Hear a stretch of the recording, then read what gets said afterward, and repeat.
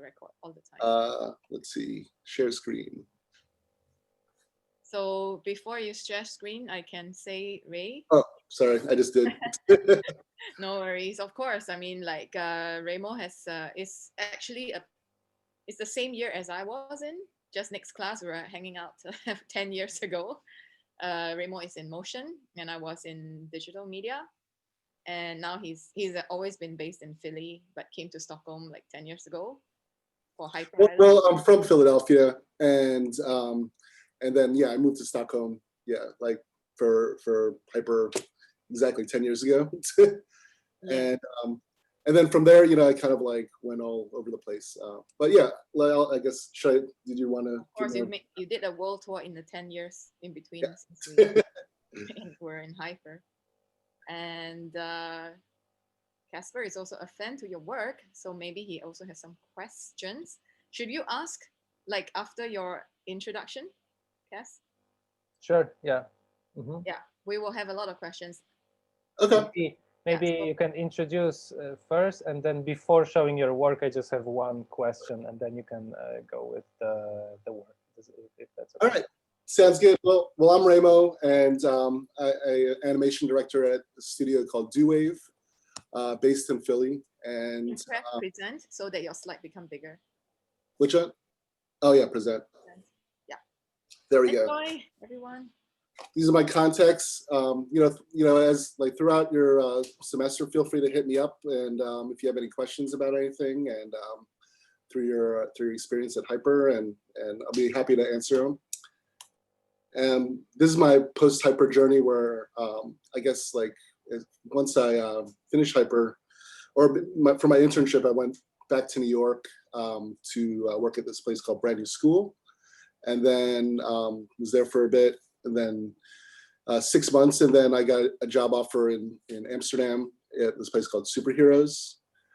And then after working there for a couple of years, I went down to Buenos Aires to get more familiar with the character animation, and an opportunity actually from another Hyper student from the following year past me. Like, she had worked there at Punga, and they were like, you know, like try to find like extra animators to work. So like through our whole network, you know, it was able to like land some gigs all over the place. And you know, it's just a matter of like, at that time in my life, you know, I wanted to experience and travel and you know, just get better at my craft and everything. And so I was staffed there for a year, and then Punga, unfortunately, like they closed down when I was there, and so and eventually like moved back to New York to just go into freelance. But that was kind of an interesting like experience, in the sense that, you know, you're at a place in a country, and it was a great studio and everything, and then all of a sudden, like,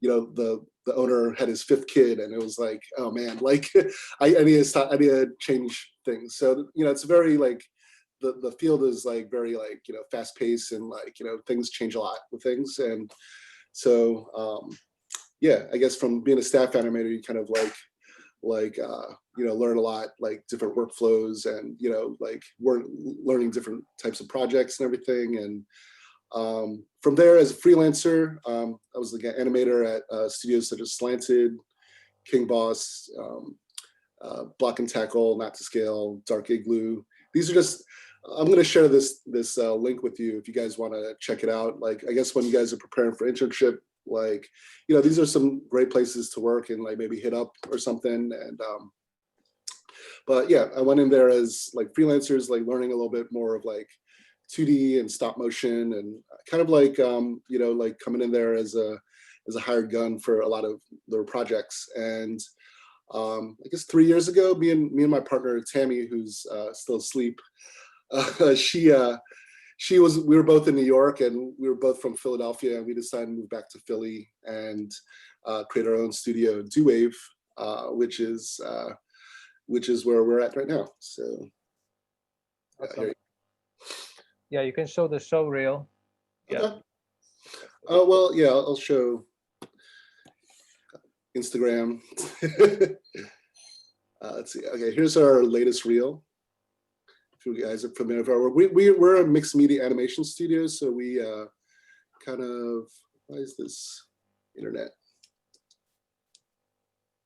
Refresh.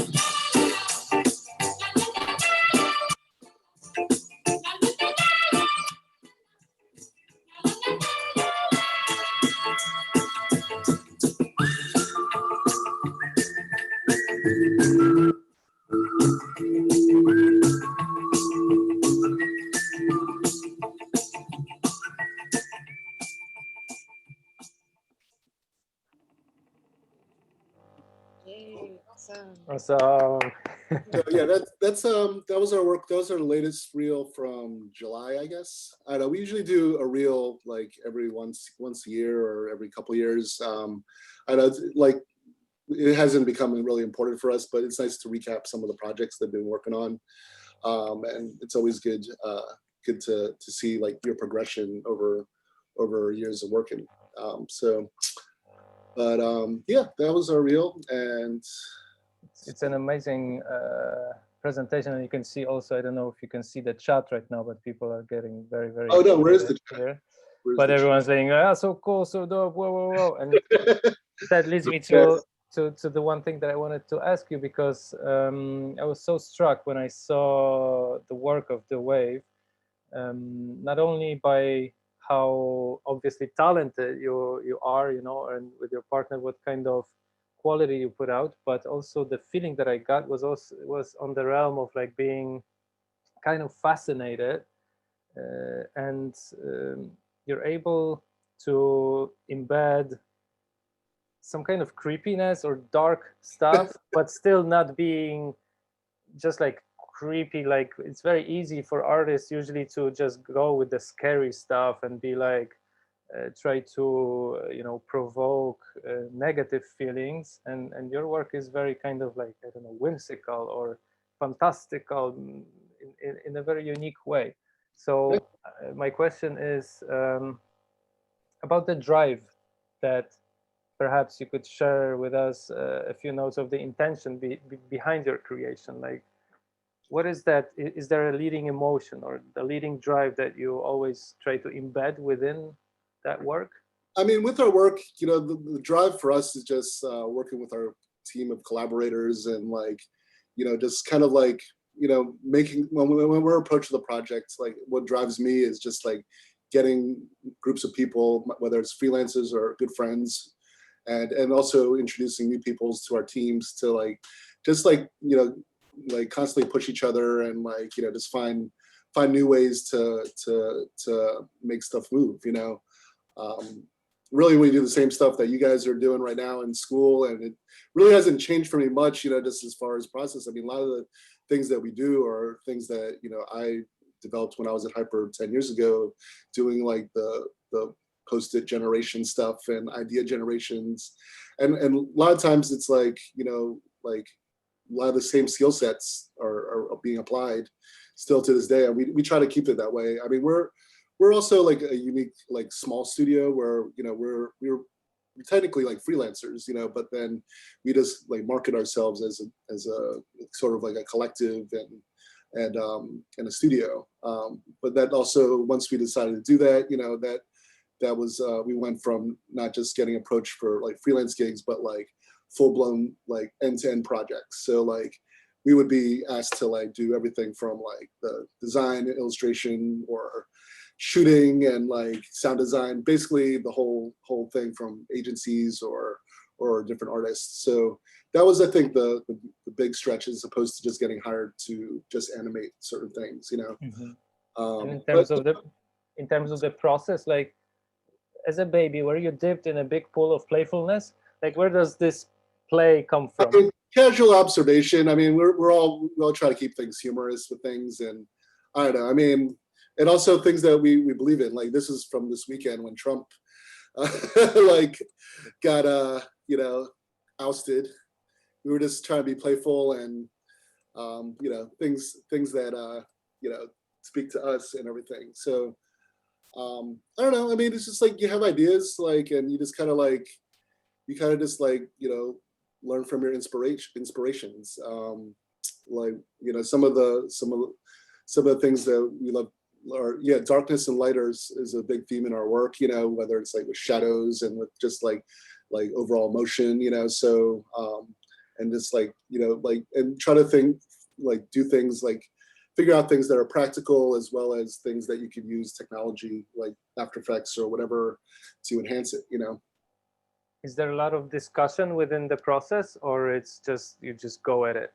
Well, you know, like I guess like we've learned to relax a bit on like try to get things all uniform. I think that's with us, like you know, most studios they want to try to have like a certain like, you know, look for everything and like, you know, and have it uniform based, and you know, that stuff is great. But I think right now with our times, you know, like I think a lot of it, you know, we're all working either from home or like, you know, we're all separated. So I'm like sort of like pretty loose now with like styles and stuff, and just trying to find a connective bond of like, okay, like let's like make everything, you know, like follow a certain color palette, and whether it's 2D, 3D or whatever, and like you know, and just like, you know, if it does the story. So I guess that's with our style, like we're not necessarily like one illustration style, because we work with so many different illustrators to do our projects, or you know, like, but you know, we try to tie it back together with the mixed media stuff. So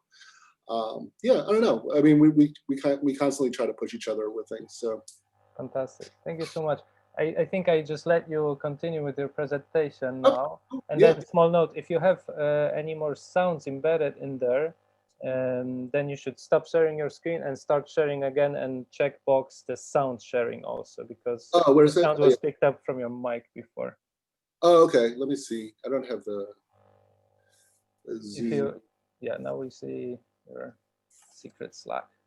And also Raymo mentioned that Wave is always constantly looking for people to work with them. Oh yeah, yeah. I mean, we're constant. Yeah, I mean, you know, we're a remote studio. You know, I mean, I guess most studios are kind of gearing towards the remote options. So like you know, we're always looking for like help on projects. You know, like I feel like our field in general during the pandemic has, I mean, every animator that I know is like constantly busy. You know, it's kind of crazy, you know, because live action shoots aren't like being, you know, they're not, I mean, they're starting to build up, but at the same time, like there's such a need for animation, whether it's for like, you know, like UI stuff, or if it's for like, you know, like storytelling projects, you know, it's a good field to get into, you know, so.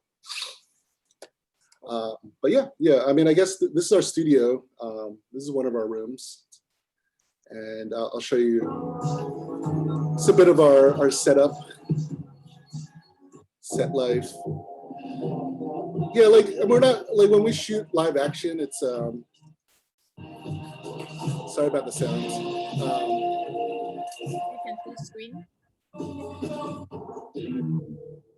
Yeah, so like, you know, we keep things loose. I mean, we play with our clients a bit, you know, and try to have fun. like doing different techniques, like anything from blowing up stuff to like ripping things apart on green screen. I mean, this client, Eric Andre, I don't know if you guys are familiar with him. He's actually a guy who I played in a band with in college. He was a bass player, and so like he became a he became a comedian and was like, all right, he saw that I was doing motion graphics and like let's jam on some stuff. So we did stuff for his Adult Swim live visuals, for his, I guess, this past Adult Swim Fest. And it was pretty cool, like, because he took his Eric Andre show and made a whole live performance out of it. So, and, playing with ranch, we have to, like, fit the vibe with the client. So, like, whether it's burning up things. Luckily, we have a lot, parking lot that's right next to us that nobody's there, so we're able to do these things. So, but yeah, this is like some of the things that we do at our studio. And then I guess, oh yeah, the PowerPoint. Oh yeah, mixed media animation. Sorry if I'm jumping around here. I'm just kind of winging it. So mixed media animation, I guess this is what we do, and it's like basically we like to merge analog and visual tools and techniques, and this is how I break it down of what we do. Like we love to give frame by frame love to every frame we do. We have to give our best shot with things, and so it's not just like with every video or animation. It's like, all right, we have to like figure out like different frame rates and all that stuff, but attention to details on that. And then and footage remix treatments, whether you take a video and you can flip it thousands of different ways, whether it's like cutouts or the ways I'm going to show you right now. So stop motion is a technique that we do a lot. We've recently been into this this thread animation technique, which is kind of like I don't know, sort of a new thing like we're exploring, and we did that with a recent project for Latinx. This is a project that kind of definitely hits on the sort of like racial equality vibes, and I know it's very important because like our friend Chris Merck, who's a Puerto Rican director in New York, he always tries to push a lot of his like cultural like backgrounds with things into his projects, and we're always on board with helping him on these things. I want to like, how do you share just the music on here? How to share just the music? Or yeah, you were saying like, because I want to play the video. You would need to unshare your screen for a moment. Oh yeah. Then when you share it again, I think on the bottom there is a box to check that says share system audio, something like that. Okay, so share system audio. You got it?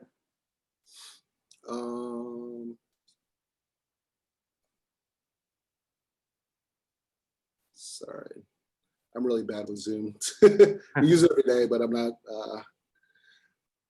Let's see. So you click share screen, and then a box appears where you choose the screen. And I think on the bottom of that window. Oh yeah, gotcha. Right. All right. There you go. Computer sounds. All right. What's the password? Sorry.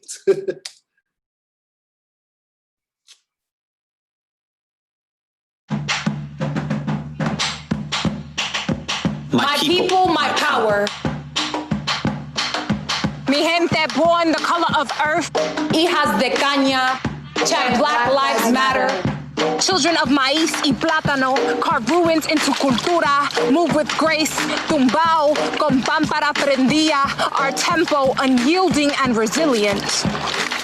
This is for third culture kids whose third language was English. Once dreamed in Spanish, got banished for tongues they now brandish. Our family songs are their own banquets. Breathing beauty out of anguish. Painting lineage on canvas. Como te explico. We are callous fingers weaving one needle. stitching our truths into the clothes of our daughters. We loudmouth, bilingue and unbothered, with every bit of humor, beauty and brillo. My power comes from my people. Mi gente speak in many tongues, come in every color, many cultures, bound by more than blood and borders. Our voices, a rising chorus.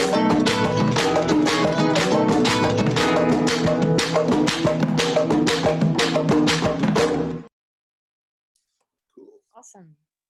Cool. Can you hear me, or am I still? I gotta unshare.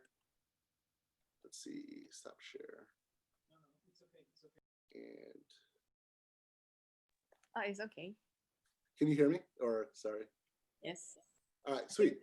That is a good example of like what the students can do also for like, or everyone, like when we think about activism messages, like doesn't need to be so serious, like can jam it with visual sound. Yeah. I mean, a lot of times when we Rapping. do our visual stuff, a lot of times we just start with an idea, like whether it's like, if there's a narrative. I mean, the tricky part with that project was like, we had a bunch of footage and, it was kind of like all over the place. It wasn't organized yet. And we worked with the editing team to like kind of piece together the story. But for the most part, it's like, we just got to fill this up with like visuals that kind of fit the vibe, whether it was like from the location of like the patterns and colors and like to like the we knew that like the talent would be in urban cities. So like the bodegas of New York City, was like something that we played off of with like typography. But yeah, I mean, like I said, when you make something for like, I try to do like an activism or a powerful, try to make a piece, it can still be playful, just figure out like, ways, whether it's visually like with a picture or with type, that sort of like fits the vibe. So, but yeah, that was a recent project we did for Facebook. I don't think we put that up on our website yet. We were pretty slow with getting things on our website. It's been kind of crazy last few months. So, trying to get things there, all right. So stop motion. Yeah, we use a software called Dragon Frame, if you aren't familiar. This is a software that I learned actually at Hyper. The first time I picked it up, we attempted to, for this same module that you guys are in, we attempted to animate a clay dragon, and it was definitely a cool learning curve. I mean, the software has improved a lot since in the last 10 years, and so we generally hook it up to our Canon DSLR and do a lot of like overhead shooting. A copy stand is like, I feel like if you want to get into this kind of stuff, it's really good for keeping it stable. And just a sturdy tripod, and then it kind of like creativity of like where you want to do. So a lot of those elements that in the Facebook video, we just shoot on green usually, or whatever color that doesn't match. It's opposite from whatever is being shown, And yeah, I don't know. It's like things like trying to be creative, like poking holes, and like if we print something out, we poke holes in it, like with Billie Eilish here. Just like try to make some weird stuff with the footage that we get or shoot. So, but yeah, stop motion. And I'm just going to kind of go through a lot of techniques that we use, and then maybe oh yeah, here we go. All right, know your frame rates. I guess what we usually like to use it. 24 is like sort of our magic number with things, and with the terminology, on ones, 24 frames per second, on twos, 12 frames per second, on threes, 8 frames per second, and on 4s, 6 frames per second. Those, I guess, are like the common ones that we use on projects just to get like the speed. If you guys are familiar with this or not, I mean, it's just sort of like a general thing that when we talk to each other and communicate, we're like, all right, let's just animate things on 4s or on 3s. Whether we do this with our cell animators or 2D people. So yeah, just to keep in mind, it's very important. That's one of those things that like It's just basic thing, but like, you know, we use it all the time on any type of project. So, all right, cool. Let's see, analog video. So this is another technique that we use. It's a sort of a treatment process where, you know, like we all do, like people ask us, how do you get all these effects and all that stuff? And we don't actually use computers with this, to tell you the truth. I mean, we prep the stuff, but we have a little analog gear set up in our studio. This is something that I got really into maybe like 4 or 5 years ago. And, you know, like just picking up old video mixers and video synthesizers here, you know, to give it that glitch effect. And like through this so basically we in my desktop, in my laptop, we have the video and we kind of like share it with like these videos, the screen with it. And this high 8 camera, this is just an old camera that my sister had. All this stuff is actually this is my sister's old TV from her bedroom. And I just kind of like, I just kind of grouped them all together in one place. And so with the feedback camera, you know, like you could shoot, basically if you shoot a phone in a phone, like you can like get some trippy visuals on there. And to get that, normally we prep a lot of our footage on black or green. And on the video mixer, there's like a luma key or a chroma key thing that you could switch to get it looping and everything. So hold up for a second, get an early call. But yeah, this is our setup. This is Ryan and Roz, two of our animators, and Roz was an intern at the time when she was messing around with this stuff. And yeah, it's sort of like our way of like cheating, trying to keyframe all this stuff, because like, I don't know, we just love this kind of like griminess. And there's lots of different ways to like to record it. You can record it. We usually record it directly back into the computer, or into a laptop, or we just film the screen as well, you know. So, and if you want to learn more about this stuff, there's this guy, Logan Tachyons Plus. You know, he's the guy who actually makes these video synths, and like he's a really cool dude from Florida. Like, and he does, you know, he's sort of like the guy, like, you know, who he has tutorial setups on his website. And if you have any questions about it, if it's something you want to get into, like you can always go check it out. He has a lot of different gears that you know, do a lot of different things. And you know, he ships out to Europe as well and all over the world, so it's not just like in America where he ships to. He's kind of like a savant with this kind of stuff. So but check him out, Tachyons Plus. Let's see. And then another technique that we do use is animated record zoetropes. Like my background is like before going like hyper and going to motion, I was a turntablist, a DJ in bands, and I always loved like seeing records like you know, like formed in here where they were like animated when you play them. And so we applied this to a lot of our, lately this year, it's like just a fun technique to like make animated loops and printing them out and like seeing them animated. We did a lot with I guess in terms of activism, where you know, like when the whole over the summer with Black Lives Matter, like we wanted to make something that we could share and send with people. So we pressed up this slip mat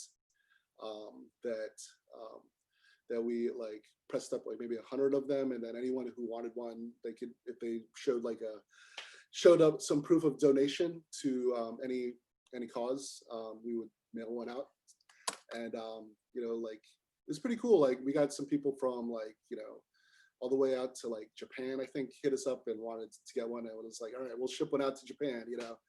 And but yeah, so basically what this technique is, oh wait, and I guess with the election, we also did a lot of stuff with like voting and on the show that we recently worked on. But I'll show you the technique more, and then I'll I'll show you the stuff with Alana that we've been working on with her last couple months. But yeah, I guess the technique, you know, you want, normally when you put on a record, you want to have it on a turntable, you want to have it on 45 BPM, that's the speed. And, you know, you can't really see it with your naked eye unless you have like some sort of carousel that's in here. But if you shoot it with your camera at 12 frames per second, you could see it in motion like how it is here, you know. And if you want to like dig in deep, this is actually this director, David Wilson, who the first time I saw this technique was actually at Hyper during the same module. This guy, David Wilson, came in and he just made this video for Malcolm McLaren, like showing this whole technique with his deers. And it's really cool because it helps, like whether you're a cell animator or just like any animator in general, like, you know, you're forced to like try to make a looping like image within certain frames. So like within 15 frames, everything goes left to right, and like 16 frames, everything stays stationary, and then right to left goes, you know, at 17 frames. So, but yeah. Is there a way to see like the question? I don't know how to see is there like a chat thing in case anyone has questions, or if I'm going too fast? I don't know, it's hard. I've never did a presentation on Zoom like this before, so like. Sure. I mean, it can sound awfully quiet and scary because Yeah. like everyone is muted, so it feels you're speaking into the void.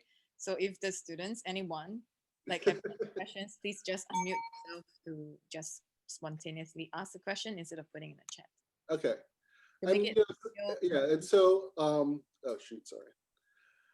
And then so like you know, we have like one of our friends, Drew Tetz. He's like a specialist in this this is all he does, like praxinoscopes, but he does it like whether 2D, but he also incorporates 3D stuff, 3D printouts with like 3D printers, you know, and using the same principles, you know, like, you know, but putting all models on turntables and sort of elevated it.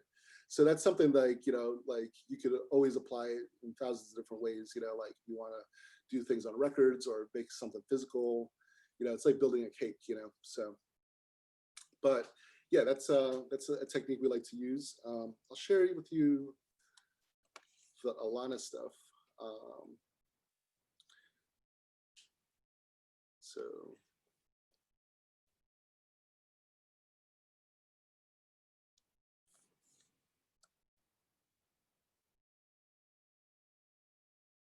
Oh wait, that's not the technique. Sorry about that. I'll share with that later. That's a different presentation. Sorry if I'm a little disorganized this morning. But yeah. Okay, let's see. I'll just move on to some other of the techniques, and then I'll get into the Alana stuff that makes more sense in there. You know, stratacut animation. This is sort of like a weird experimental thing that we like tried attempting to do. You know, like a lot of times when we work, you know, it's like, you know, like we try to do things that we've never done before, you know, and like this is something with clay that is like kind of crazy, like from, I mean, a lot of our influences were from like 90s MTV, liquid MTV stuff. And so yeah, this is all done with clay, and it's sort of like you know, build a cake.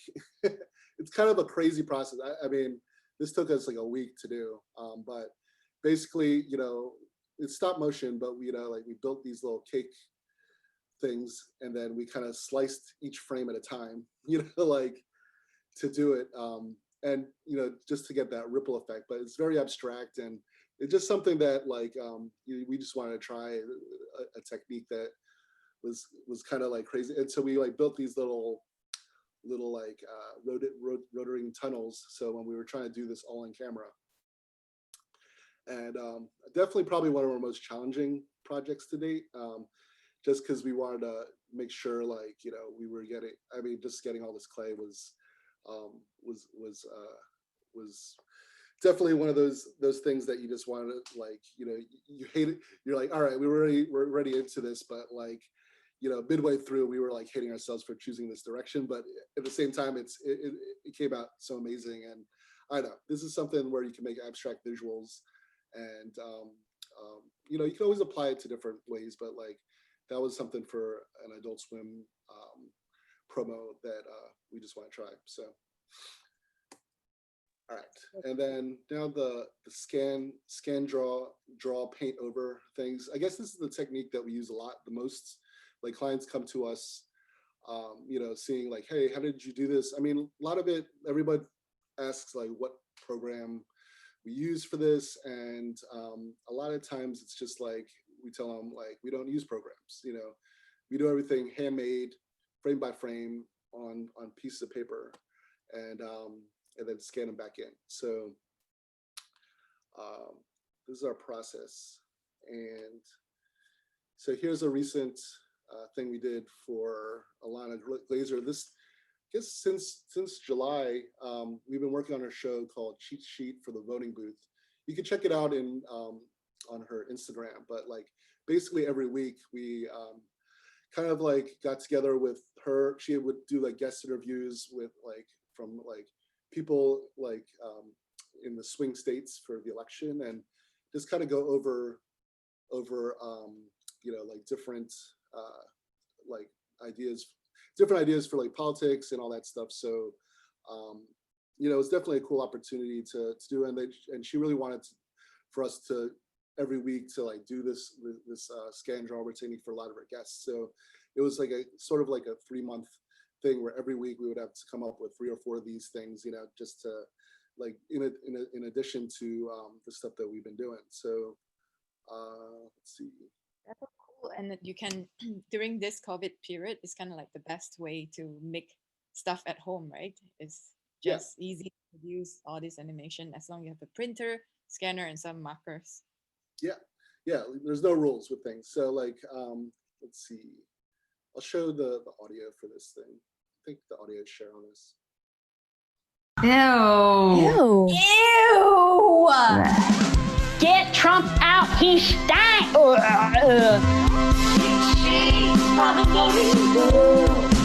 Today we're having Ms. Zoe Kravitz back, and we are adding the icon, the woman, the myth, the legend, the queen, Lily Coy!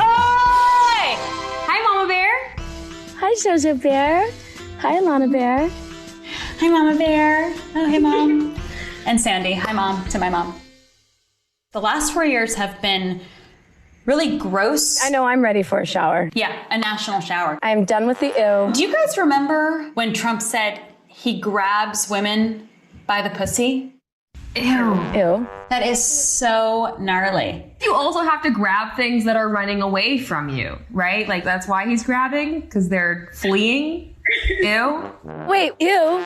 How about his photo op with the Bible in front of the church while he takes out the army and uses his power in this form? Also, how about how he keeps on calling coronavirus the China virus? Ew. How about how he says China, which is Gina? Ew. Ew. Something that like brings me reality is when Melania slaps his hand away. Ew. Videos of her trying to not hold his hand because she's so like ew by him. God, Trump stinks. He's a racist, a misogynist. He's decimating human rights. Oh. Ew, that guy's gotta go. He's disgusting. If there's one thing that we can do, we can vote him out. Vote for Joe Biden. Vote by mail. Register to vote. Help a sister out. Get registered to vote, get your mail-in ballot, and make a voting plan. Yeah, so let's see. You can't see the chats, right? Can you see the applaud? Where is the chats? I'm trying to. Yeah, it's just bottom. Like you can see there's an icon chat with a bubble. Icon chat at the bottom. Oh, here we go. There it goes. Exactly. Ew, nice. Yeah. Now yeah. I mean, it's like, you know, yeah, like, so that was Alana Glazer from Broad City, and like, you know, she's definitely like she hit us up like for the show, and it was great working with her and like Lateral guests to do these things. And yeah, I don't know. It definitely for me, for us, like just being getting the opportunity from, especially in our state, where I don't know if you guys are familiar with Philadelphia, but like we're in Pennsylvania, which is like the state that like helped decide the election on Saturday. And you know, it was just a great honor to do this work for this cause that we were all about. So,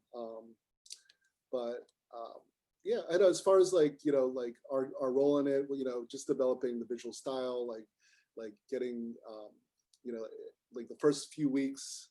Let me like pull up our Instagram to show. Did I close it? Yeah.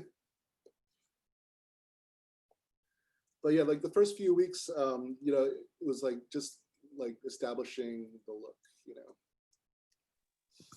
Anyone have questions thus far? Like besides just like commenting on the chat, just unmute yourself and say anything. Oh wait, no, sorry.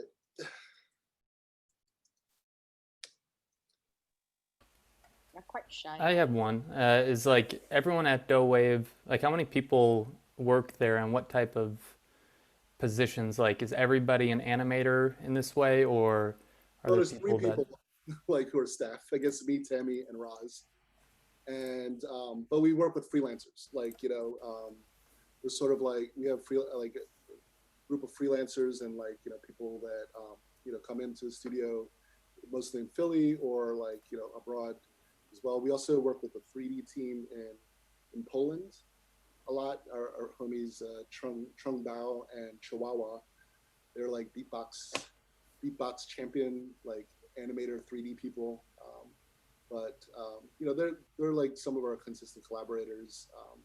We're sort of like a loose studio, like everyone's kind of like, and we've been doing this for, you know, a few years, but it's kind of like helpful now because like we were sort of set up for the pandemic with things because like we're just basically doing what we did anyway, you know. So it's like, you know, I mean, you know, we're a mix, but we're always open to like, you know, working with new people. I know 2 years ago we worked with a student from Hyper, like this girl Moa, who like wanted to intern with us, like come out like to intern with us, and like and it sucks because she couldn't make it out to Philly from Stockholm, just because like the day that she applied for her like visa, like the government shut down in the U.S. That was like when Trump was like doing all this shady shit, and like her like application got lost. So like she was, you know, interning from us from Stockholm, and then eventually she went to Amsterdam to do another one. But yeah, I mean, we're pretty small place, but we you know, like per project, you know, like a lot of times when we're juggling multiple projects, we kind of like, you know, disperse it around amongst our friends and our collaborators. So, but cool. Yeah, I guess. Thanks, Raymo. Yeah, no problem. Oh yeah, cheat sheet. Yeah, so this is yeah.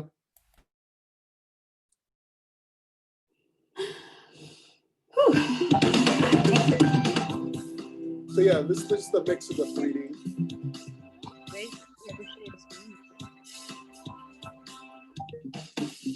Raymo, you're not sharing screen. Oh yeah, sorry. But you look great looking at your work. What's that? You looked great looking at your work. That's yeah. You know. Sorry about that. All right, shared screen. Here we go. Yeah, so here's more of the Lana stuff. This was like the trailer. Voting is so hot.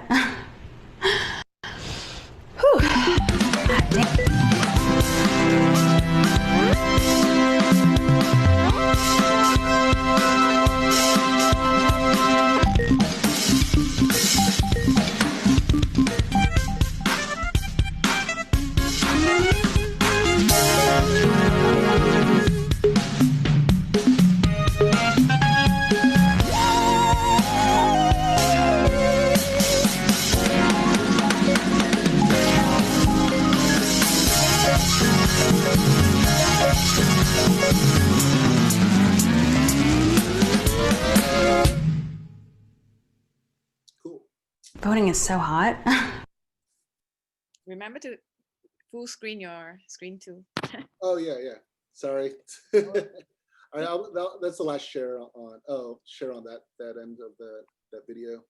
Can you still hear me when I share computer sound, or Yes, actually. you can? Okay, cool. Yeah, I wasn't sure if I needed to like exit out of there or not all the time. Okay. Yeah, no worries. All right. So still sharing the screen.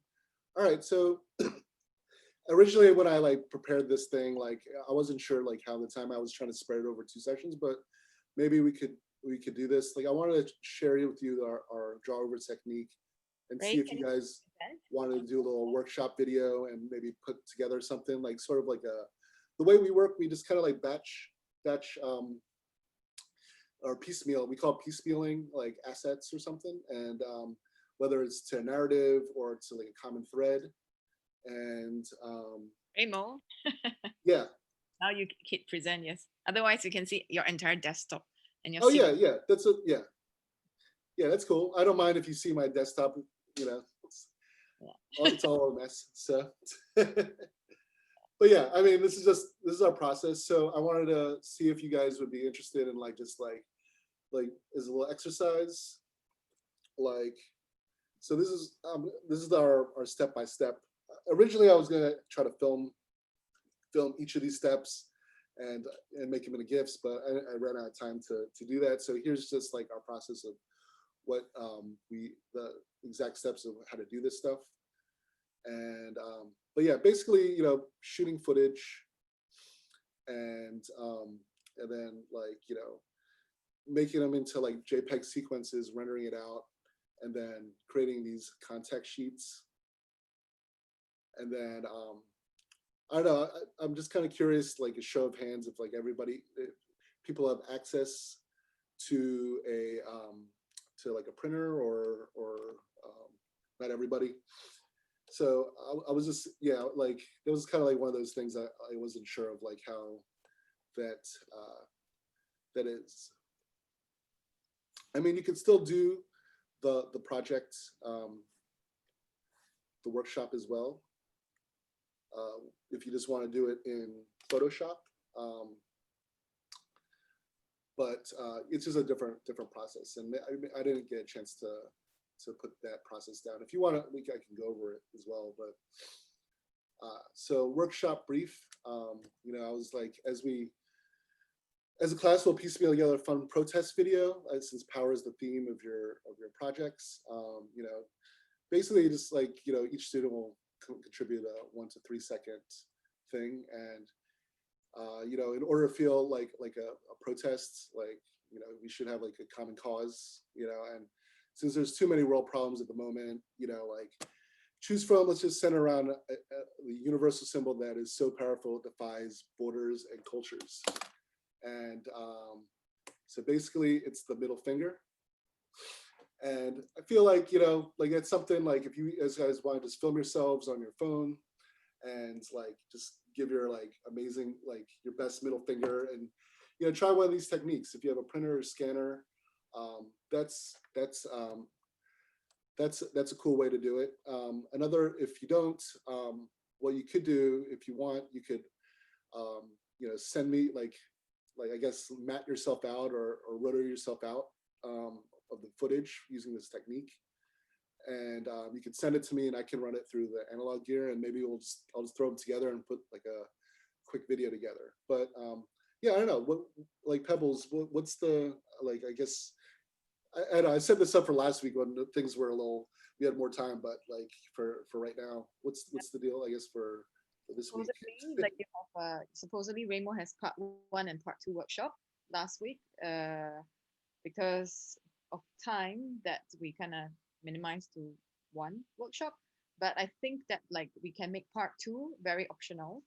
Like if Ray is kind of up for making continuation, or some of you would like to even extend learning, we can take that later. But for today, I think if we can all do a simple exercise with you, and I guess we can just come up with a protest, you know, like let's say for now, if as a class of this room of 30 people, what is the common?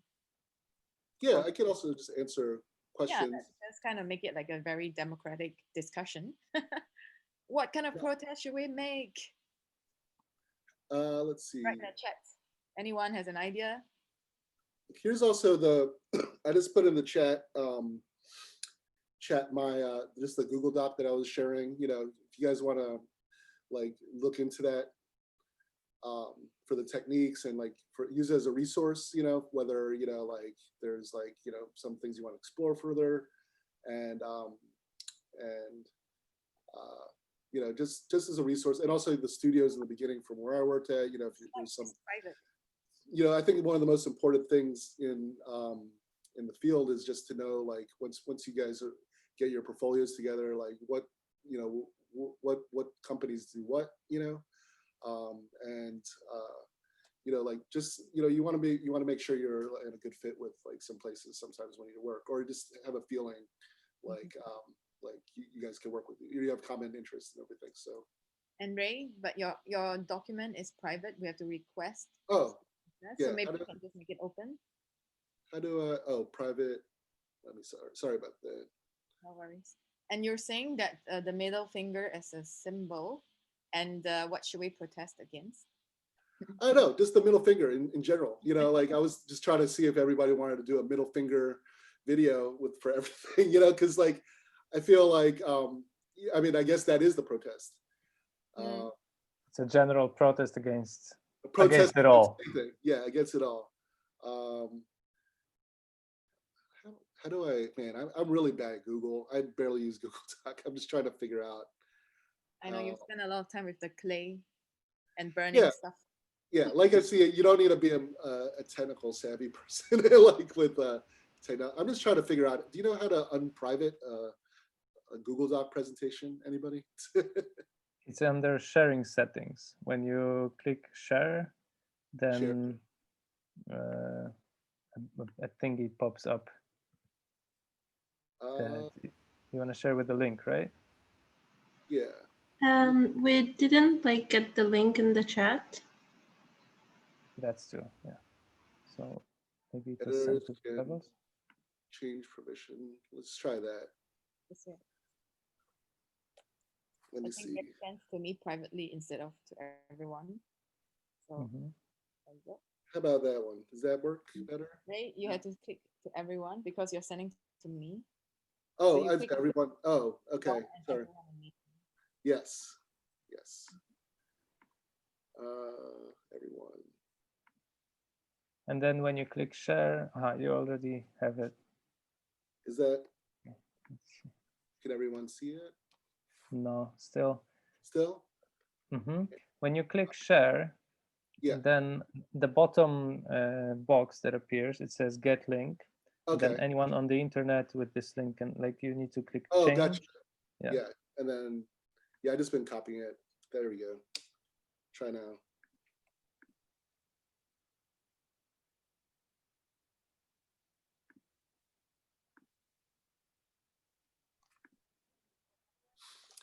Is that working for everyone, or able to get into that? Can you share your like Google Doc screen? Maybe I can help with if I can see that icon. Wait, Google Doc screen, like. Yeah. So. So this, I thought I did. So then, what you want to do? Go to the change anyone can visit. Right now it's on restricted. If you go, bring your mouse down, change to anyone with the link, and now click done. Oh yeah, done. There we go. No, it's still set to viewer. If you click that again, and you. Okay, change. And then change viewer to editor. Or wait, maybe it works now. Maybe we just view the link works. Yeah. Either or. I don't think we're supposed to edit. Oh yeah, you're probably right. I was thinking of something else. All right, whatever. I mean, if you want to edit, or I don't know, I guess view it.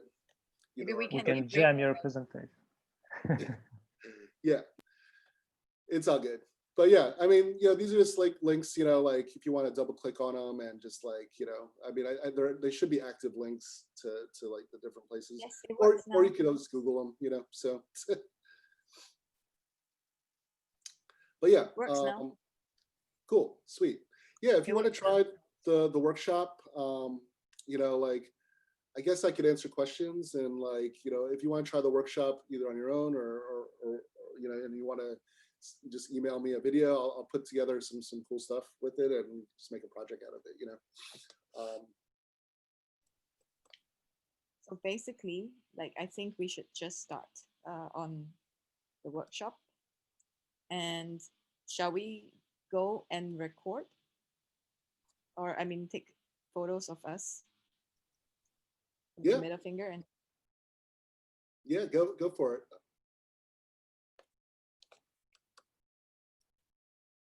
Do you want me to like printer at home? Do you guys have printer at home? No. Not everyone have a printer. Okay. So anyone has a printer? I mean, if you do have a printer, it's a way to do it. Another way, have you guys like you could always you know, film yourself and then just like, you know, rotor yourself out and try to make it yourself on a black background, and then I can run it through the gear. That's another way we could try some stuff with it.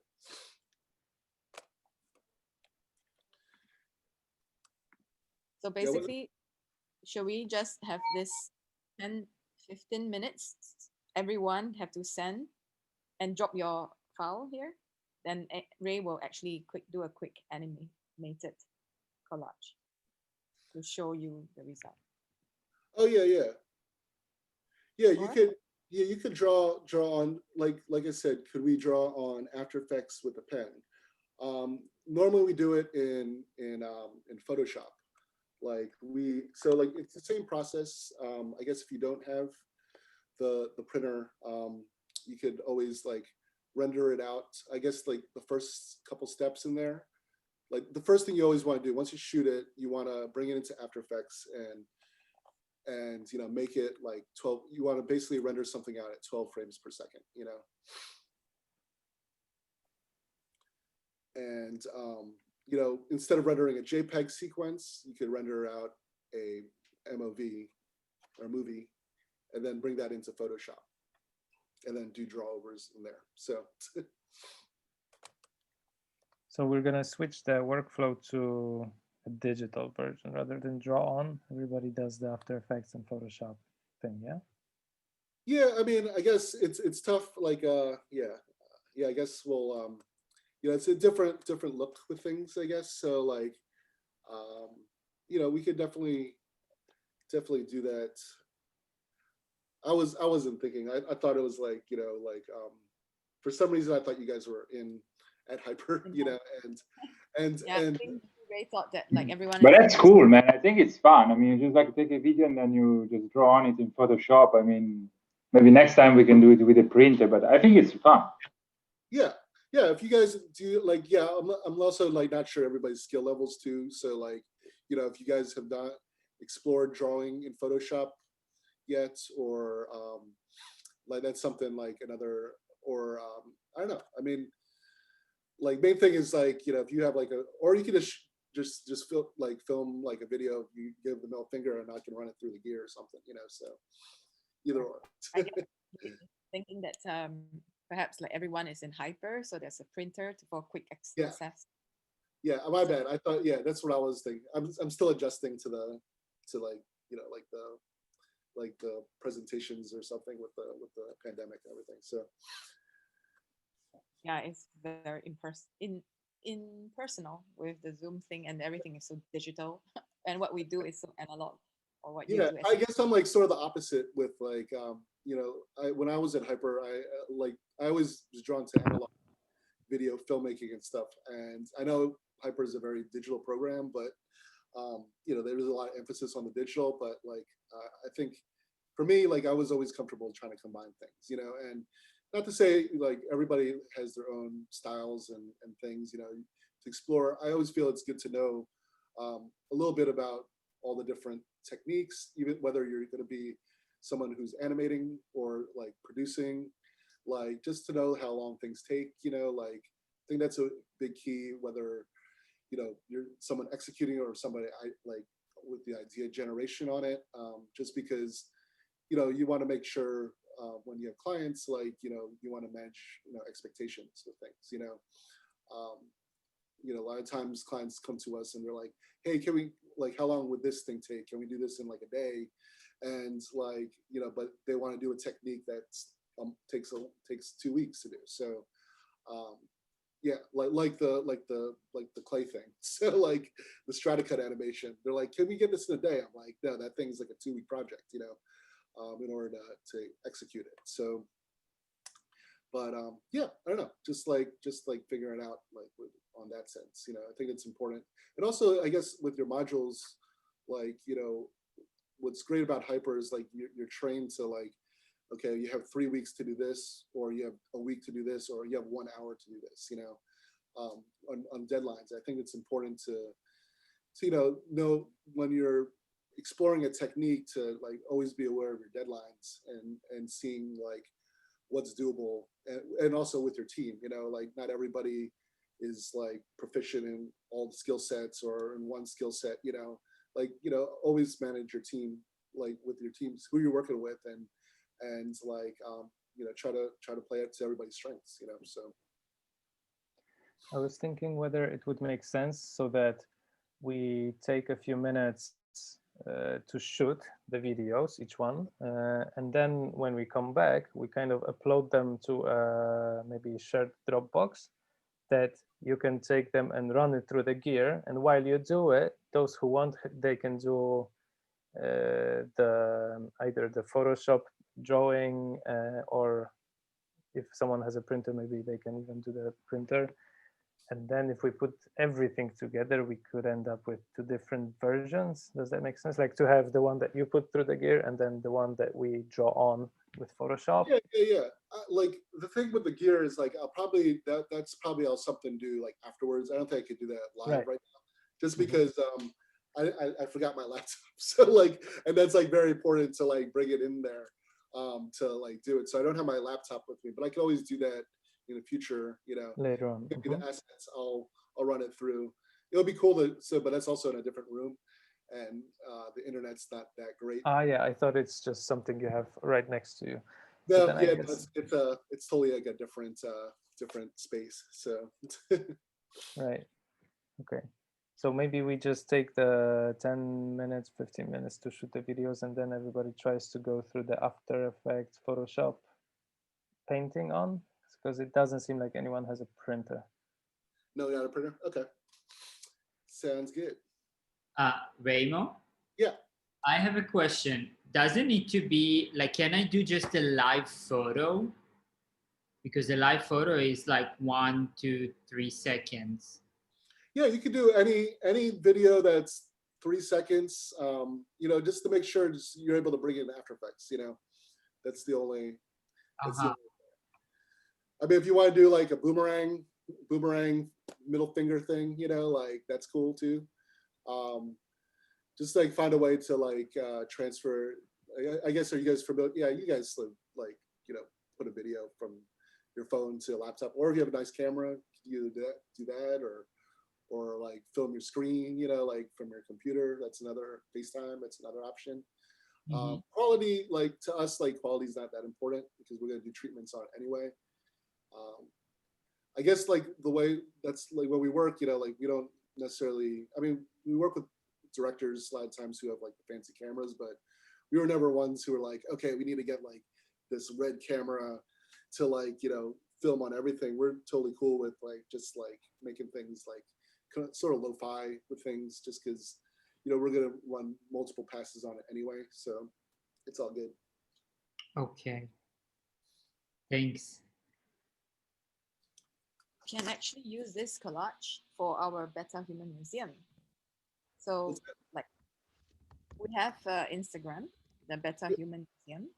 Yeah. And I think what we can do now, like every one of us, like give a 3 seconds clip, and then we're gonna jam it, and you, as in Raymo's gonna collage and jam and stitch all of these, and then we can use it for our museum itself. Yeah. So you have That's such a good idea. Sorry, can I just ask a question before we start? I mean, I don't want to be like, but maybe somebody said it already. Is a square format or like? Yeah, portrait or? Yeah, you could do a port. You could do 16:9. You could do here. I'll show you our example sheets. So Thank like, yeah, like here's like an example of our. Let's see, where's Alana's stuff?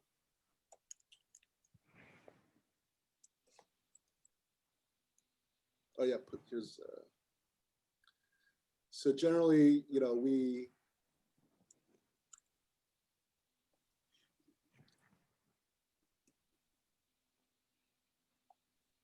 Slow. Okay. Yeah, there's a middle finger. Perfect on this. So yeah, like you can do 16:9. Usually when you set up your contact sheets, you could do like 12, like basically one sheet's a second. But you can also do square or vertical, you know. Those are vertical ones. And either or, you know, like you could play around, you know, if you want to do squares. It's just a matter of like, once you like render out the video, like let's do a landscape one or something, because we are all going to collage together, right? Well, it doesn't matter, because like you could do either or. Like when it collages together, you know, we could always like duplicate them and put them in different aspect ratios, you know. So you know, whatever you're feeling. So okay, so it's free ratio. You can do whatever. Yeah. Yeah, we'll piece it together, and then you know, like, someone have a question or so? Where are we supposed to upload it? Sorry, I missed this part. Which one? Where are we supposed to upload the video that we take? Oh, upload the video. Do you guys like do you guys have a Dropbox? I have a Google Drive for you guys, so I'm going to share the link and create a folder, and then you guys can go into our Hyper Drive. Okay, I am tiny bit confused. So I did like a live photo, and now I need to upload it to After Effects? Yes. Okay. Yeah, so you bring it into After Effects. I'd rather have you like do like a treatment and everything. Maybe I guess, do you guys need more time to like shoot the video, or do you want to come back in like 15 minutes, or is that, how's everybody? Let's come back at 3:30 with like all our quick videos to be dropped into the Dropbox at 3:30. Okay. Well, you don't need to drop it. I want you guys to like work on the videos. So, like going through the steps. I guess that's the most important thing, you know. If you want to try, like, I can run it through the gear, but I'd rather have, the whole thing is about like prepping footage after you shoot it, like the way to prep it. And I'm just trying to think of a show example. Sorry.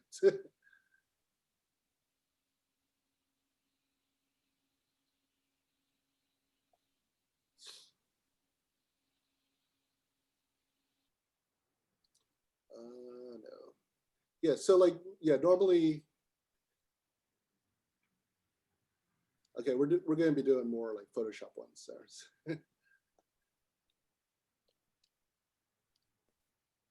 Yeah, let's like, I guess, get your videos, and when you're ready, just let me know. I'll do like a whole, I'll do one as well, you know, and then we can just like, I'll just take you through it. So.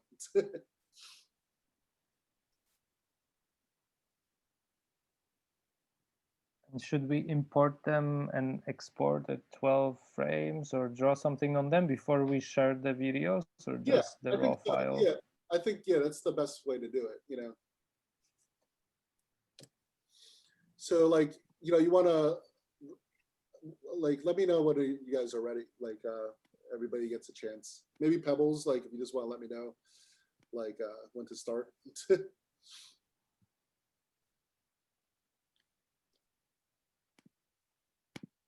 Or Pietro. All right, so.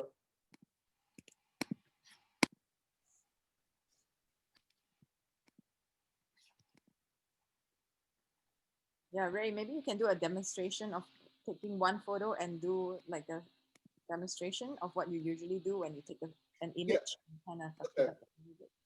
So this is for Photoshop, I guess. Yeah, I had to change it, but I mean, it's similar to what we do when we do the printouts. And you know, you bring your footage into After Effects, and you know,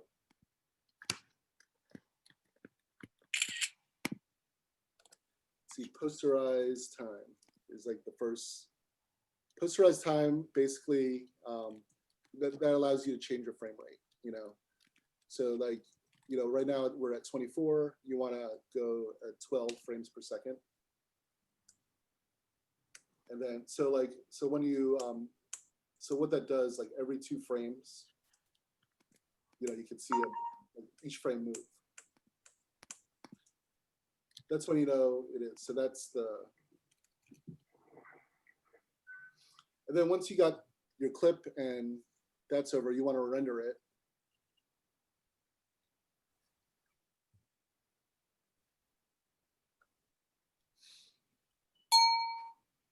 And just to MOV. If you were doing the scan printout, you would do it into, you would do that into like JPEG sequences or PNG sequences. So I already rendered this thing. So, but just to, that's that step. And I guess the next thing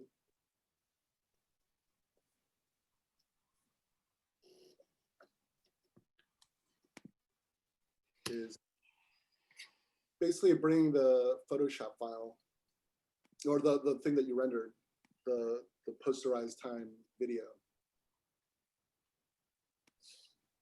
into Photoshop. Sorry for the slow computerness. And Ray, this is kind of like the process. Yeah, this is the process. Yeah. Right. When you kind of work with different animators and freelancers, basically, like you have a general theme, and then you let individually each animator interpret that particular theme, and then they come back with their portion of animation, and then you kind of take it back to the main, to what you do, and then you remix and collage them, right? This is how you let. Yeah, there's a lot of things. I mean, with like sometimes we shoot stuff, or like sometimes an animator, like, you know, like it really depends. A lot of our work is narrative driven too. So like, you know, a lot of times I give like, you know, an animator freedom to make something. I'm like with somebody like a VO or something, and it's like, here's like 4 lines, like, you know, 5 seconds to like try to cover something in this VO, you know. Right. And typically, how many animators, like with different styles, that you kind of invite or curate to work on one video? I mean, it depends on the budget, really. You know, like a lot of times, like if the budget is, you know, a big budget, we can like hire up to like 4 or 5 animators at a time.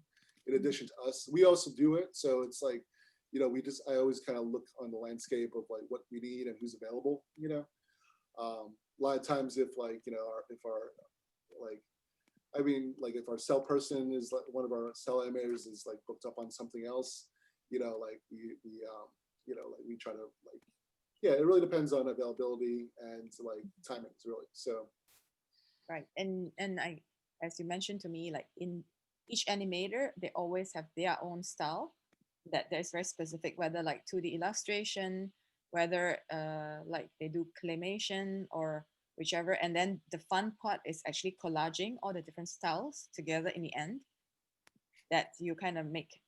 Yeah, I mean, we do a lot, we do as well. I mean, we can illustrate as well. I mean, depending on what they want to do. Like a lot of times when we hire people, it's like, or when we bring someone on, you know, like they could also offer a lot of other things other than illustration, or just like we're not necessarily looking for just specialists, you know, like people who are also wanting to like, you know, who are generally like can explore something else, you know. That's always like a weird thing when people put their portfolios together. I get it for like illustrators, and they're like, all right, I want to make all my stuff like my illustration style, but like, you know, I don't know. I feel like, you know, if like people who could like, who are able to do any type of project that comes their way, I mean, we try to like stay away from like photorealistic 3D. I mean, I've done those projects before, but like that's just like rendering times. I just don't have patience for that some stuff times. So like we don't put any of that work on our site to promote us. That's why when we push ourselves to like different like agencies or something, they're not always looking for that in our work. They don't come to us for that kind of stuff. So yeah, I guess it depends on like when you're developing your portfolios, like like how like just put the stuff that interests you, and like as well as like what the kind of stuff you want to do too. So Raymo? Yeah. I have a question. So I'm in After Effects, and then I see that like in the preview, I have this option of frame rate and then to skip. So wait, what do you mean? It gives me this option of like I uploaded my video, and then it gives me the option to choose like a frame rate. Yeah, 24. Yes, and then it says like it also gives me the option to skip frames. Oh, you mean in Photoshop? In After Effects. Wait, skip frames in? Yeah. You just put your video in here, and like I don't know that. Like to skip frames. Yeah, like it's where you have like I have info audio preview on the right side. Right, info. You can also share your screen, maybe. Yeah. Maybe you should show me your screen. So, do you see it? Yes. Okay, so you like here, info audio preview, and then I have this frame rate 24. Oh, so that's just a preview of like playing it. So when you create a new, what you want to do is create a new composition. So create like a new composition, new comp. Here. In After Effects. Yeah, there you go. And so you want to make it that frame rate to be 24.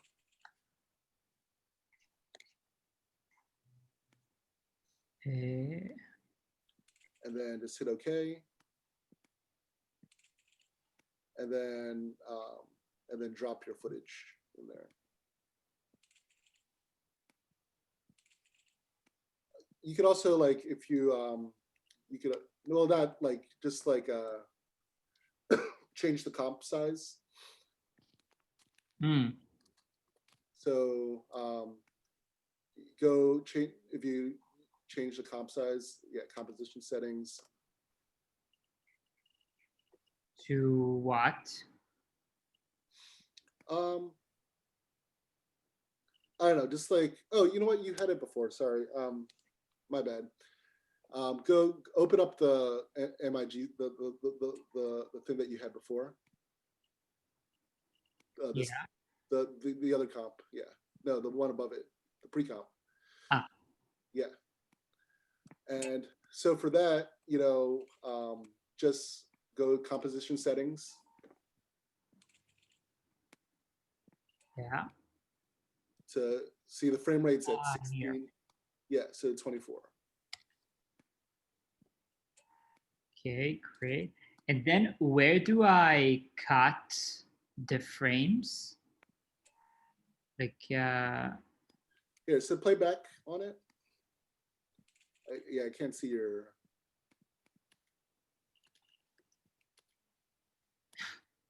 Okay, cool.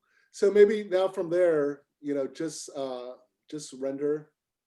Oh yeah, add adjustment layer. Sorry. Yeah, that was confusing me. All right, go to composition settings and make your video a lot longer because it's getting cut off. What does it mean? No, so like like your video is like 1 second. Go to composition settings and make your comp like, just duration, just make it like 5 seconds or something. I don't know. Okay. Great. All right, and then just zoom out and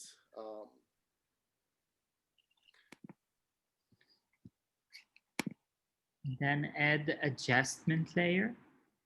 yes. Let's see, how do I do that? I'm really not good with After Effects. Okay, just go to Effects and Presets. Wow, it's so strange to share it and do it.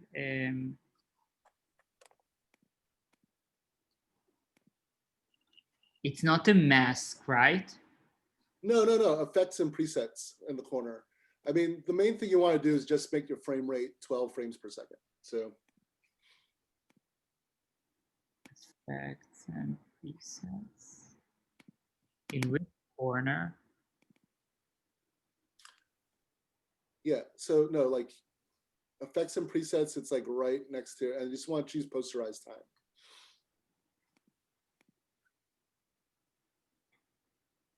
No, it's like above a line on the right side panel.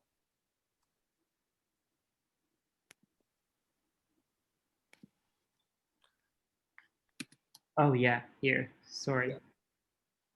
Okay, and then adjustment layer. Yeah, Posterized Time.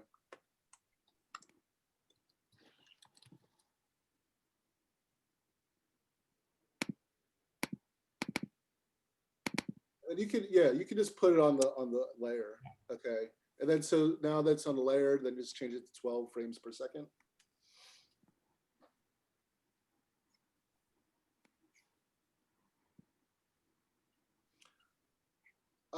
I'm just kind of curious, like most of the people here in the motion class, I know like Shay, are you in motion the class, or are you in a different I mean, like what are the different classes there? There's like a content developer class. Okay. Yeah.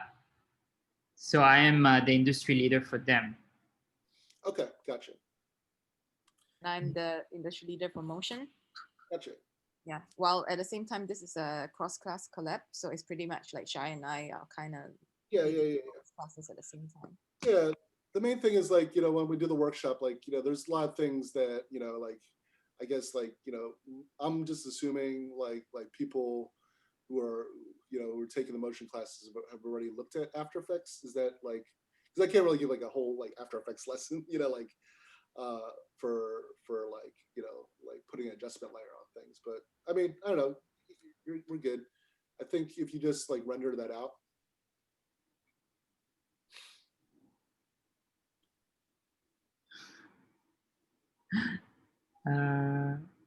Oh yeah, so no retard. No, it's okay. It's all right. I mean, you're not. This is not. You're not used to it. So like, yeah, you got to just trim the video and. So trim the video here. Yes. Where's the trim thing? Motion people or motion class, how many of you are quite good already in After Effects or even content? Like, are you guys familiar with After Effects or still playing around with? Just popcorn style, unmute yourself and answer. I'm new to Sorry. I'm new to After Effects, but I've been messing around with Adobe stuff. I understand you can't explain it all, but it's good for me learning, just figuring it out on my own too. I think this is like the main thing is like, I can't really teach like, okay, import a video and like,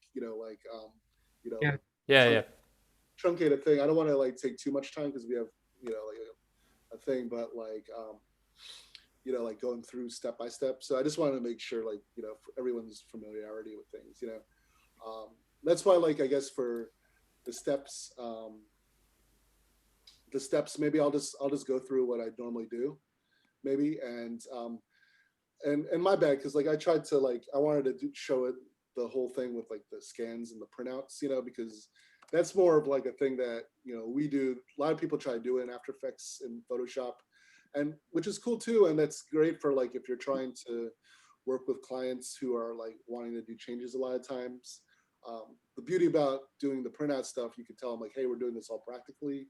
And like, you know, if we have to redo it, then it's like another, you know, it's longer process, you know, even though in reality, it's actually more quicker to do it on paper, just because, and it's kind of also nice to have a freedom of not having to do Control Z all the time. You know, like when you animate on paper, you just, you know, you print it out and then you just kind of go with it. You know, like you don't have to overthink doing things in Photoshop and like making perfection on things. You know, I feel like sometimes that also helps the process if you just don't overthink it, especially with these techniques. You know,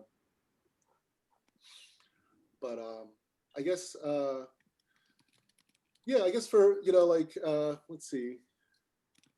So you think it would be beneficial if we would just temporarily forget to press Ctrl Z? No, I'm just joking. Yeah, no, exactly. No, like when we do stuff on paper, I think that's like one of those things, the freedom of it, you know, of not having that option to do it. I mean, you could always get white out or something, or I don't know. So like, but that's what we love about doing things like on like analog, just because like you're not so like I feel like sometimes with creativity, it forces you to have a deadline, or like, you know, like work within your box, you know, or within your things. Sometimes you have too many options that can get a little crazy, you know, with Photoshop or whatever, you know. So Raymo? If you get what I mean. Yes. So I rendered it, and now shall I export it? Yeah, export it to you know, a movie file and bring it into Photoshop. Okay. Want to share what you did for our hyper people 10 years ago for fun? Like you actually hand painted like all the videos that we shot for the crew of our time. Yeah, well, I didn't hand paint. That was like I hand painted on my phone. I used an app, but like it was like it's still like same type of concept of what we did. I mean, yeah, if you want to share, I don't have it. Like, if you want to see Pebbles 10 years ago dancing. You guys could do a hyper video like that. I'm quite sure that you look the same, Pebbles. I guess so. I'm immortal. Remember, I'm Asian. Exactly. I would look the same 1,000 years later. But yeah, this is a video that I shot during my whole time at Hyper, like throughout the year. I just took like clips from our time there, and then I guess during my internship, I ended up like, you know, doing treatments and all of it. At the time, like I just had my phone. When I was working in New York on the train, I would just do like treatments with like phone apps or something in this like painterly look. And do you have it? You got it? I'm looking. Oh wait, no. Don't you have for your show and tell? What's that? You should have. Let me see if I can find it. For show and tell island sauce. I remember. Oh, that's what it's called? Sorry. So it's been 10 years. Yeah, I know. It accumulates. So Raymo is always very. Oh wait, no. See, I have two Vimeos. This is the Do Wave one. It's not the Do Wave one. Let me see. And you know, like right now, like I, you know, like over the years, it's hard to like keep track of like putting things up on your Vimeo. Like I don't think I've uploaded something on my personal one for a while. Let's see.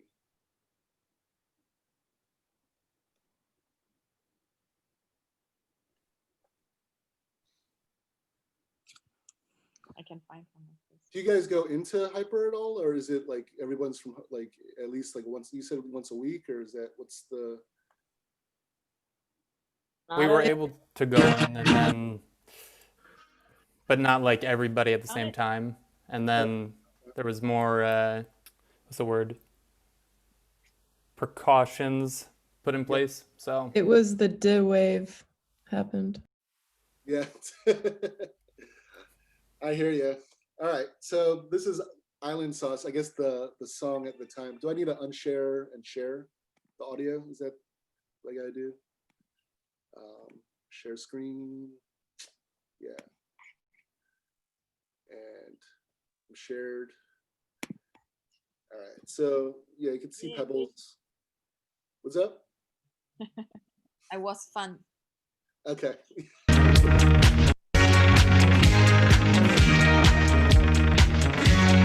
Hyperislam.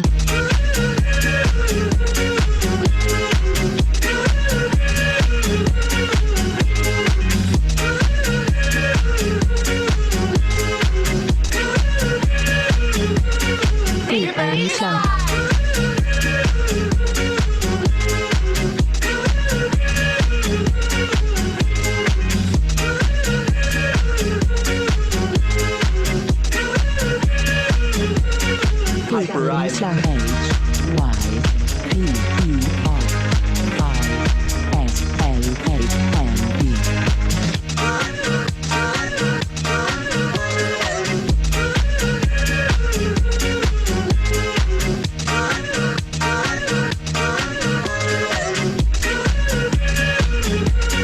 Hyperislam.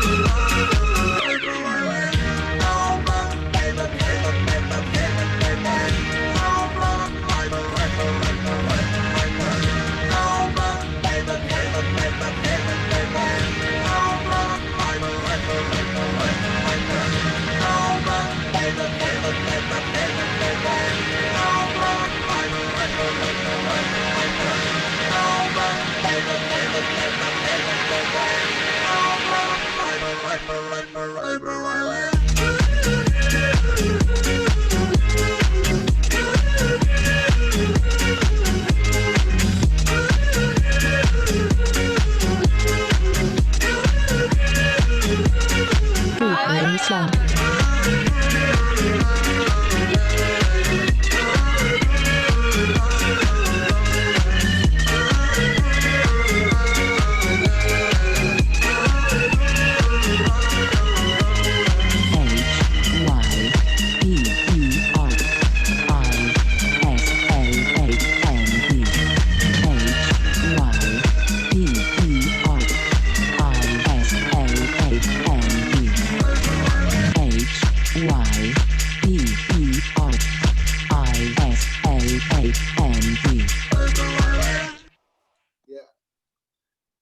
So a commercial to the school, I guess. Yeah, the video is a bit jammy. Like, I think it's the internet, but you can share the link for them to see if they want. Oh yeah. It's not so fun for them to look at how dorky you No, were. it's not, yeah, it's nuts. I mean, right now, like with times, I'm just partying and doing stage dives. Or did you do stage dive, Pebbles? I don't remember, but somebody did. I'll share the link, but yeah, but we can do something like that, you know, like, I mean, you guys, not we, but Wait, yeah, so you said that they're all like hand painted, each frame?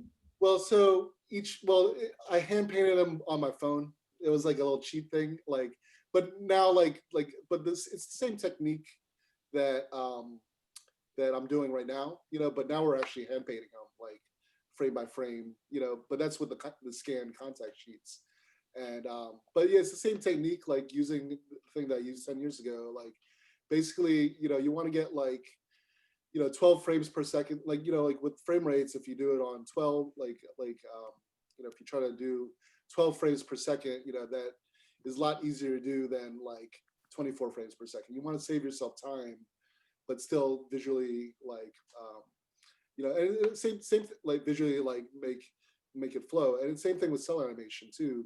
Like if you're doing any cell or stuff, you know, you don't want to like try to animate 24 frames at a time, you know, like it might be, if you're going frame by frame, you know, you might as well just do keyframe animation on there, you know. So I don't know, that's why I think it's important to know frame rates, just because, you know where to like, you know, save time on things, you know, and that's why I did the whole posterized time thing on the adjustment layer, just because like, you know, if I'm going to do like Photoshop cutouts, you know, this, like I want to make sure, am I sharing my screen? No. Yeah, I want to make sure that like, you know, I'm being efficient on what I do. So, but yeah. So I guess like show of hands, have many of you guys like done any like cell work or in Photoshop or not? You know.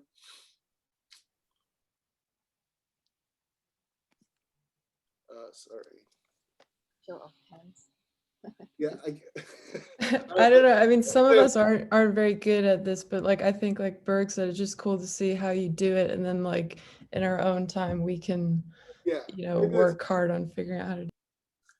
Yeah, maybe that's better because like you know, I'll share the steps, but like, you know, like doing cell in Photoshop, I guess, you know, I mean, like I said, like I was trying to prepare for doing it like practically, but generally one tip that I use, I mean, there's more different tools, but where's this thing called? It's this program extension called Animadescent.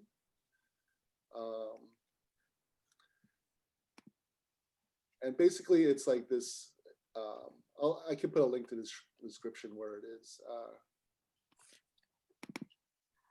And why is this? Sorry. Haven't used this in a while, but.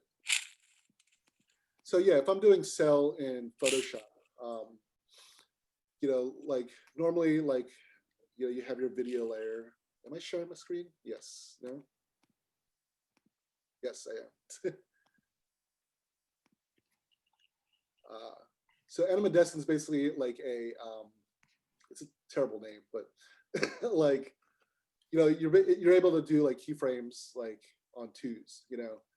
So like, you could do the same by like creating a Photoshop layer, but it's really time consuming because every time you like create a regular Photoshop layer, it makes it the whole length. And what's nice about animadescent is like, you could just like do on twos or ones, you know, but so it kind of matches the video. Maybe. All right, today's challenge is a scar cover. It's gonna be fun. Where's that coming from?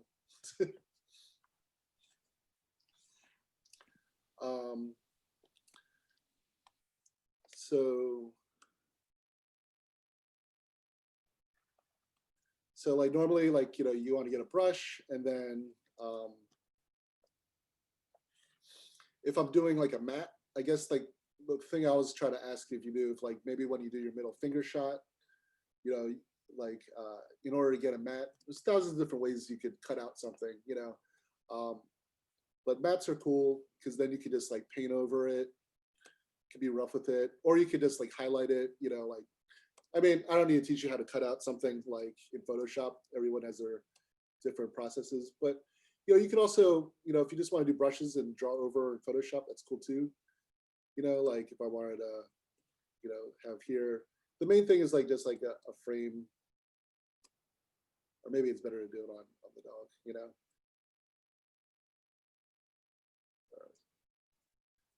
But like normally when we do mattes,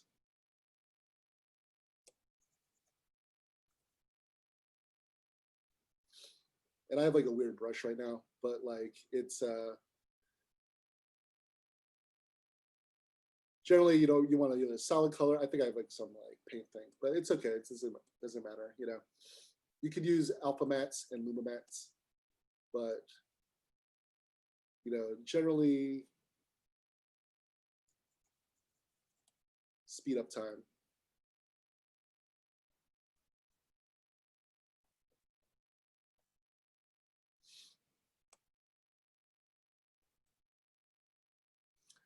All right, so but basically the idea is like you just want to like cover the mattes. You could also do some cell loops and everything as well.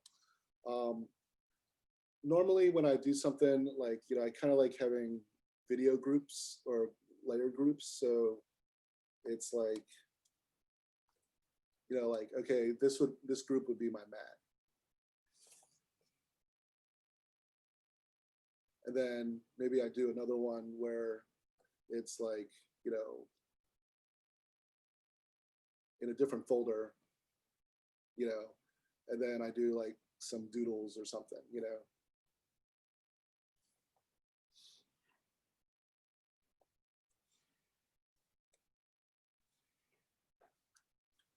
And then like frame by frame,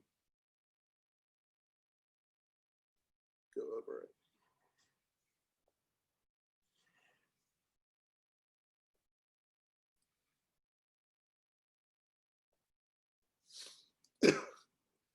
But yeah, just like, you know, when you have like a different frame or a different layer, you could like solo it. So maybe this is that stripe layer, then this is like the matte layer, and then so like afterwards, like once you get your layers and your mats all together for the clip, you want to, I always try to re-render it or save as like a different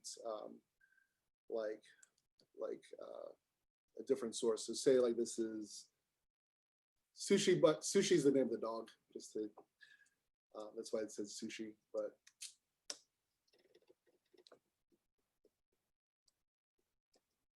so I have one that says matte, and then I do another save as of the Photoshop layer that says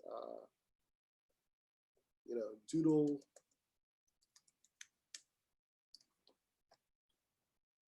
And what's weird about, I guess, Photoshop recently, you have to delete the video in order to bring it into After Effects. So, you know, I have my doodle, but usually do that after you're done with everything. You know, I'm just doing like a thing. So like this time right here, it's like I have just my mats soloed. You know. And then, where did I save those? So when I save those things, it's like, okay, I have just the mats without the videos in it. Oh, shoot.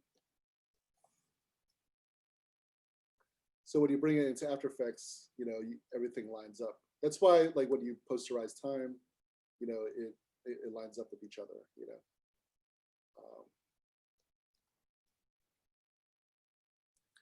And then with mats,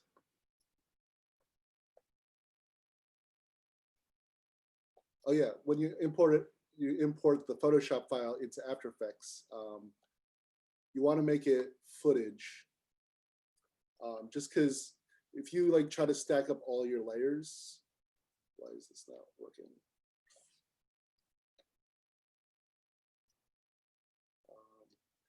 You know, it gets heavy. You know, your After Effects project gets pretty heavy. And like, it's just easier when you're working with one After Effects or one Photoshop layer as opposed to two. So that.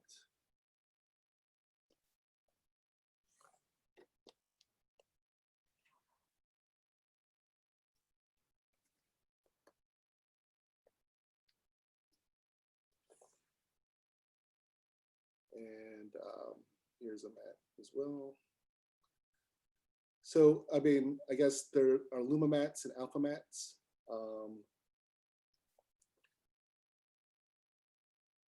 Generally, when you have an Alpha mat, I guess for this thing, it just takes the shape of the thing that you pressed out. So, like when I doodled over that, it basically separated the layer. So,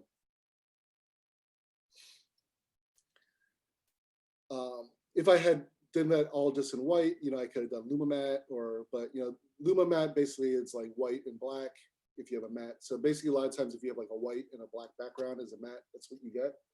But if you have a different color, you can use it for alpha mats just to basically just separation things to get things on alpha.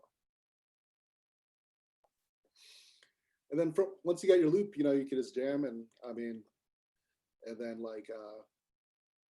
and then you have things on black. And then from after we get everything keyed out on this step, then we like run it and throw it through the gear and all that kind of stuff. You know, we remix it. Sometimes we also print it out too. We bring this back in and do the scan stuff with this. If you want like a clean layer, you could doodle more on just like the open space or whatever. But yeah, there's really no rules with what you can do with it. So, but that's how we do like Photoshop draw over stuff. Like you said, we do the, you know, it's great. It's a good technique to do this digitally if you have like a good, I think it's, if you have a good set of brushes, that really helps. And I mean, but also like, you know, if the client wants like wanting changes a lot, you know, it's good to do it digitally. But a lot of times if you do it analog, like with like printouts and stuff, you could also pitch to clients, be like, hey, you know, like we did this analog and, you know, we don't really need to do changes. We can't really, we're not as flexible with changes, and sometimes they're okay with that. So, but yeah, I don't know. That's I have a question. When you're making the contact sheets, how do you do that in a effective way? So, all right, when I make the contact sheets, usually, here, I'll set up a contact sheet for you.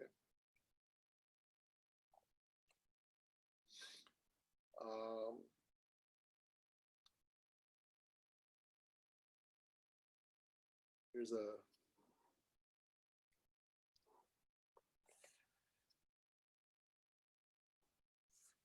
so here's a contact sheet that we do. And generally when you render it in JPEG sequences,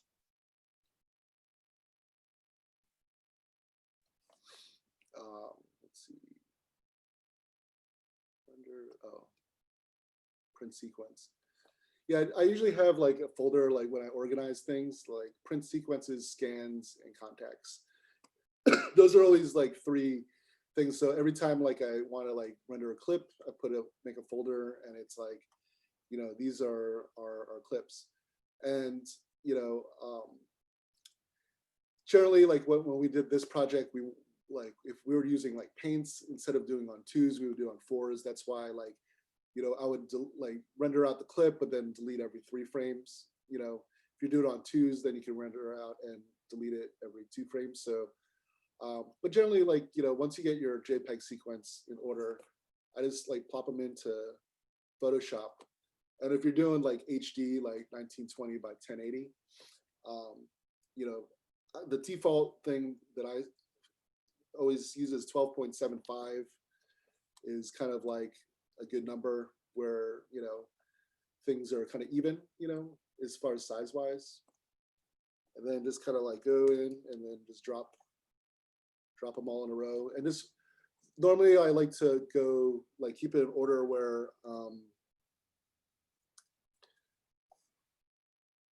you know, I'm moving like 1, 2, 3, 4, 5, 6, 7, 8, 9, 10, 11, 12, you know, until I get all the sheets, you know.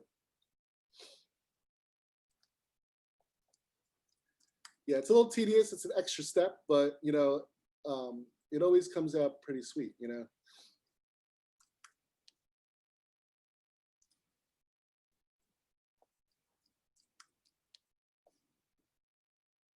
Let's see. Yeah, I'll just skip these little extra ones.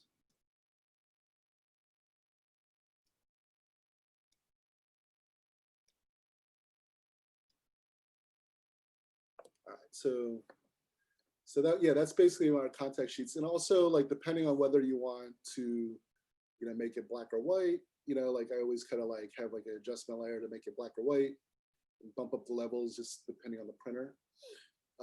If you don't have a printer, another option that I just started getting into, there's this thing called InkLab by Black Market, I guess. Oh, man. Black Market.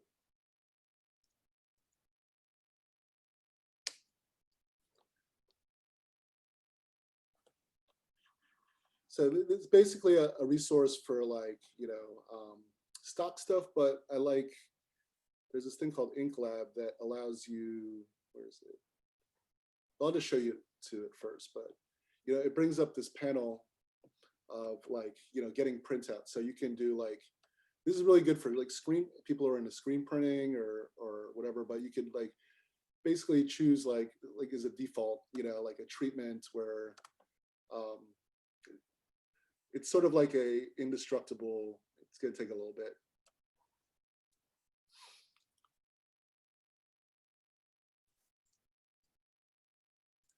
That looks horrible, but you can adjust the settings to give it like a halftone look. And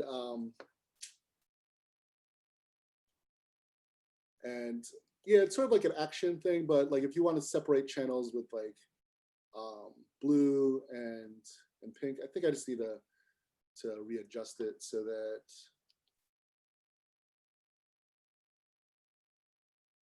just the size wise. I still haven't fully explored it, but you can get it basically to look like it's printed on paper and adjust like the different channels, which is pretty sweet. And I don't know, it's a good little tool if you want to get like those retro halftone looks and everything. But it's called Black Market Ink Lab. Where is it?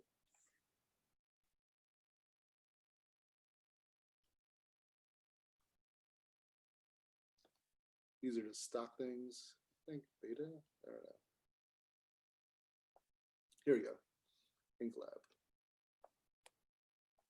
And basically it's like a printing simulation. So what's also nice, if you do this technique, like with the scan sheets, like say if you wanted to get into Rizzo printing, instead of using a regular printer,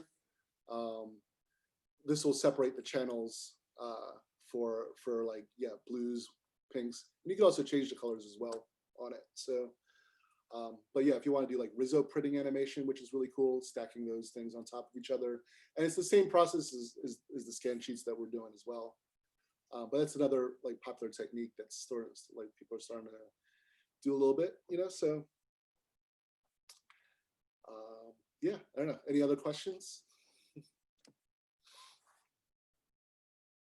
Yeah, or I have like more is like a random one.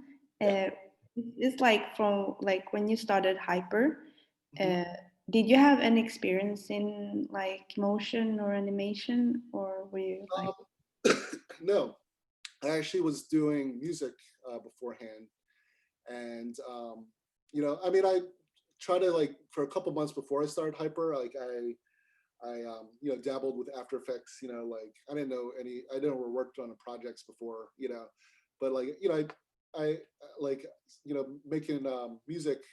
I was in bands and I just wanted to make music videos. And so, I shot a bunch of stuff on green screen and, but really didn't know how to do any of that stuff until I got to Hyper. I mean, I knew some of the basics of After Effects, but as far as like workflows and working in teams and like, different effects and all that stuff, that's just something that you kind of like just pick up from your peers, if you have any questions on that, or your mentors and everything, of like just where to look, I guess there's tutorials out there.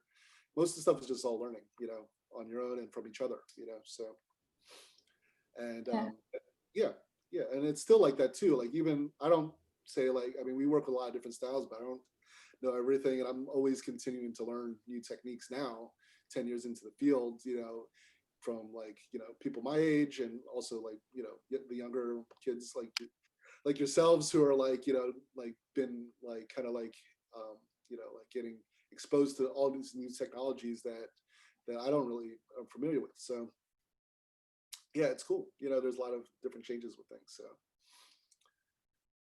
Yes, thank you. It feels like, I don't know, I get a little bit happy, or kind of like when I was also as a beginner, that like I don't have like this experience in animation or motion, but like still like I'm getting a lot of help from tutorials and just seeing like how other people do it, but still feel like maybe sometimes I feel a bit pressure that I have to be a little bit better, or that it would be easier if I had like done like studied animation before applying to Hyper. Yeah. Yeah, no, it's a very common thing. I mean, Hyper, we're not there for that long. Like, I mean, I guess the motion program was a year or so. Like, but 6 months before you go to internship. One of the things that you have to learn on the job and learn how to learn. Whether doing the tutorials and knowing where to look. I think that's the most important thing, because like when you get into the field, you're also up against, like, not to sound like all competitive, but like there's going to be people who are also going for internships and also looking for jobs as juniors, who've had like a 4-year program with things, and they've developed like their thesis animations, and it's that's competition, but like at the same time, you guys have a one up in a sense that you guys learned how to work in teams. That's something that's not really stressed in a lot of schools. Like everybody's like for instance, one of like the animation schools that I come across, like RISD School Design in Rhode Island. I always run into RISD kids all the time, and they're like, great with like working on like as like specialists, but as far as like working on teams, they don't have they're not as equipped, and I feel that's a strength that like Hyper kids get, when they're in it, so. And I also want to add on, like during our year, like with the same year as Ray, like a lot of us actually kind of do our own initiatives, like even if we're from different classes. I mean, of course, now it's COVID, like we are all kind of stuck behind the screen. But back then, like it doesn't really matter if you're motion or DM or other classes. Like we all came up together and say, hey, let's do some jamming of like creating some stuff and work together. And if you can see Raymo's Vimeo, he has a lot of those experimental projects or videos that kind of just done sometimes in 24 hours or 48 hours, and take some clay and make some matchstick characters, so it's not about like perfection. And this is something that we can actually highlight to all of you creatives, doesn't matter if you're content or motion. I think the main idea is like to adopt that kind of mentality. Is not about coming up with something perfect, but just keep experimenting different techniques, do small exercises, even if it's a 3 to 5 seconds work, use clay, use matchsticks. And this is something that I guess why Raymo is a great teacher in that, because he is the biggest experimenter of it all.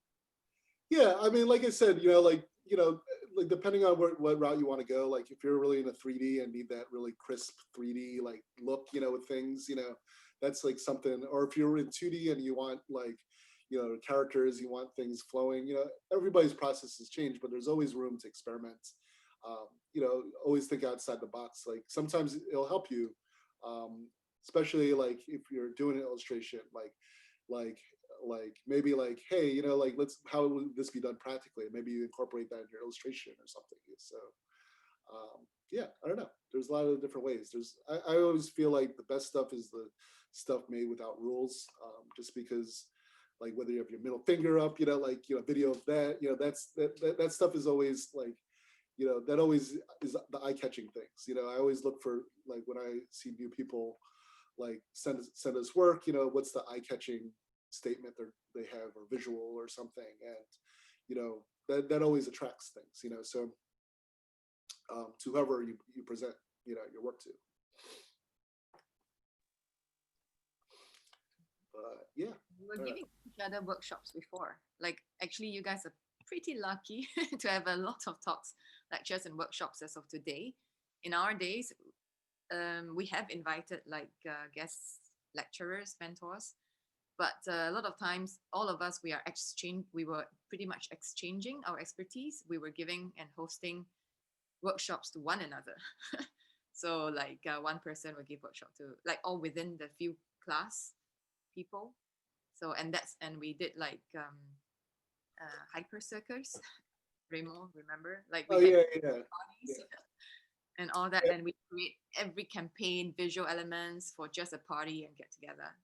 It was kind of Yeah. I mean, like I said, like you want to put your interest into your work, and for me, I always was like, love music, love comedy, and like we're fortunate to work in those fields, like with people who are doing that, and that's just something we thrive on. With like, all right, if we're gonna work on music, if you want to work in music, I mean, we want to make a music video. That's probably my favorite medium to work in, just because like we have a lot of times we have freedom to do whatever we want, and yeah, I don't know, music's like that's where I got my start, and it's like kind of like motion and sound kind of like work hand in hand, and yeah, I don't know. And then comedy is sort of like if you can make things funny, and like I don't know, that's always something that's like eye-catching, I think. So any other questions?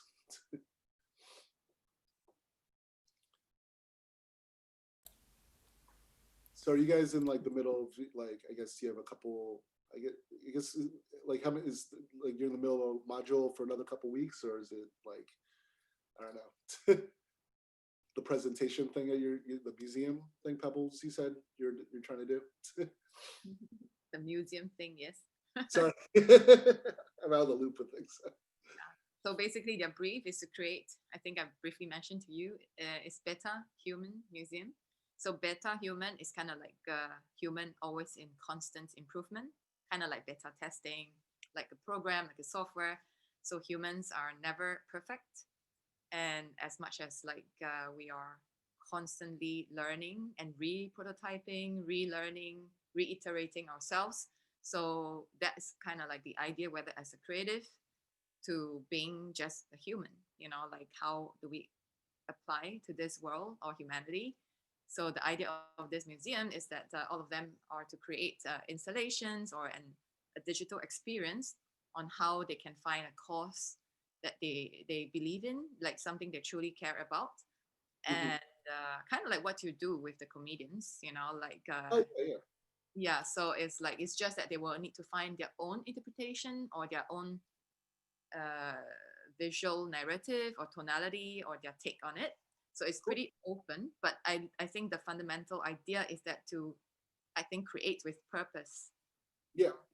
I think this is the fun part, like, and why specifically you are here is because like there could be a way to break the so-called monotony or the seriousness of what activism is. It can be fun, it can be whimsical. You work with comedians, you work with like being all crazy and all that, and also lo-fi, not necessarily that everything has to be like 3D shiny objects. So for the motion people, I think one of you mentioned about how scary it can be, like it doesn't need to be high level all the time production. It's much more about your kind of like reason or your narrative to what you to why you do what you do, and then you can just experiment.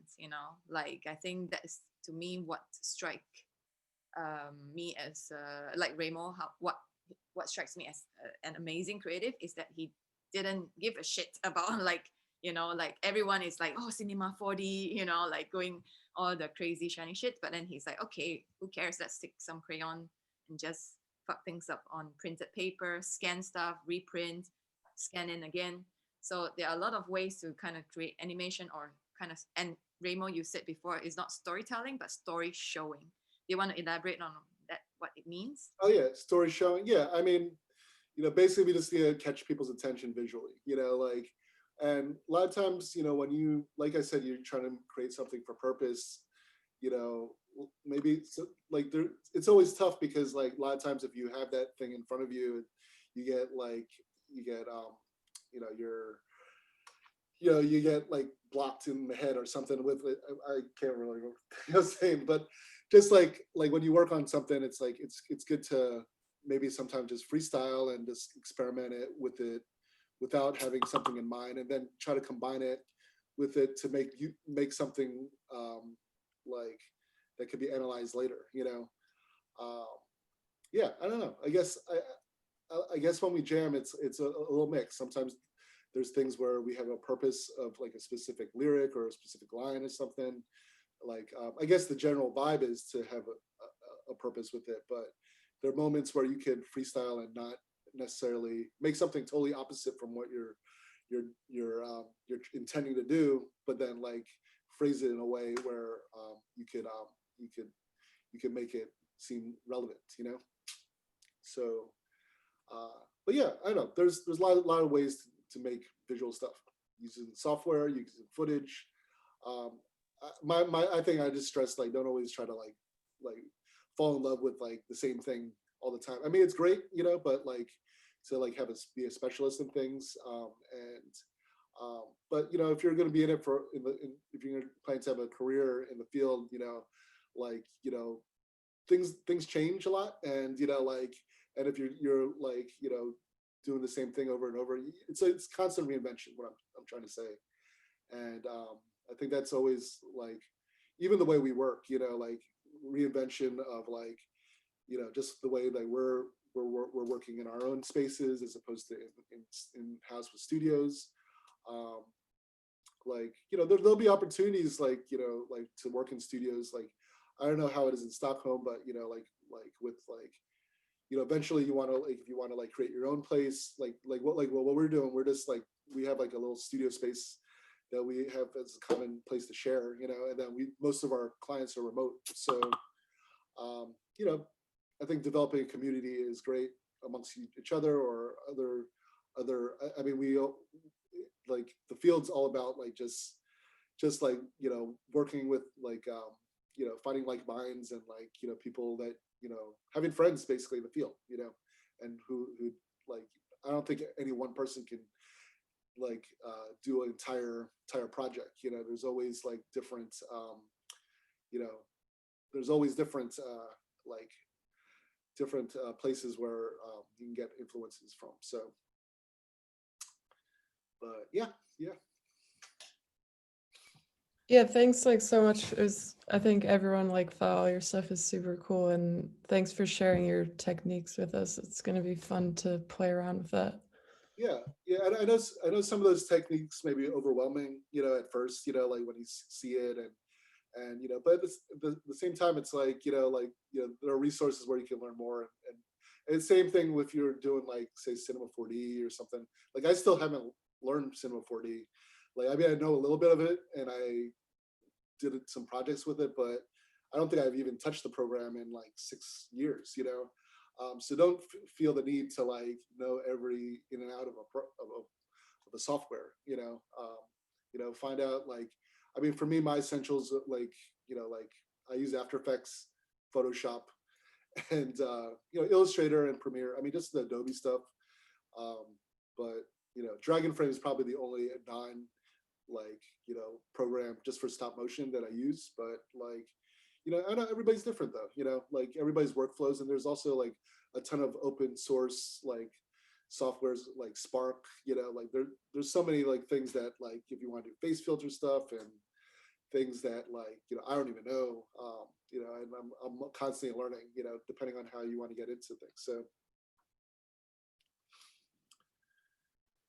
cool. And if I can ask, what do you think be like a good practice or advice in terms of working with like, let's say big artists, or those that are well recognized, like say Billy or Ilana, Eric? They're very established in their fields. So is there anything? I mean, you know, like you just don't get awestruck. I think a lot of times, you know, like if you are, you know, when you work with them, you just gotta talk with them like normally on a normal level, you know, like find relation points. I think like the first, like I guess last year we worked with Billie Eilish and her brother, and this is before like she released her album. You know, we're promoting, basically telling her story of like, you know, how she made her album, you know, and like visualizing like the stories behind it. And you know, it was important for us to like be like, hey, you know, like, you know, we're musicians too, and like, you know, we love, like, the thing I love about her and her brother, they're just two kids, you know, who are like, you know, like 18, 19 years old who just like, wanted to just like write like the family music, and just like work on things on their own and just like work on the craft. And they got lucky just making something, like having a hit song on SoundCloud, and so it could really start and like from like things and just like having your ideas and I guess like, just find relationship points with them. Like I think with Billy, like she was like, I see she's really into synesthesia, but like, which is basically like seeing sound and hearing visuals, and that's something that like we do with like, we have to do with like, like visualizing the stories, like if she's talking about like like making a song on a dentist chair or something, or like how do we like mimic this visually, so just finding relation points with the people, and yeah, I don't know. I mean, every person's different, but like when you work with artists, if you try to make music videos or like just always like just find common bonds. If it requires you to smoke a joint with them on Zoom, that helps too. So. But yeah, I don't know. I don't know. Just be yourself. What is the creative process when you work with the comedian, say Ilana, like for the voting, cheating? So normally what we do is, like we make a treatment. That's the first thing that we do. Let me see, like if I have a sample treatment. Yeah, can you show some behind the scene of some of the creations? Oh yeah, there's some in the. And then you also need to check back with the rest of the class if they are doing their homework. Is that? Oh yeah. Yeah. It's like if people are actually doing stuff or like chilling. Yeah. I mean, we're pretty loose, And okay, so I shared with you. Let me see. I can show you what we have for our Alana.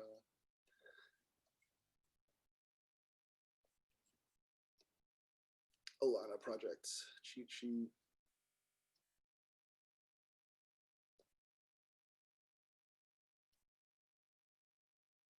So yeah, this is generally our, let me see what date. So this is like a sample of our treatment. I guess once we did style frames, like when we first, this is what we presented. Okay, we wanted like Alana doing, like different poses of America, with like the iconic images like Statue of Liberty.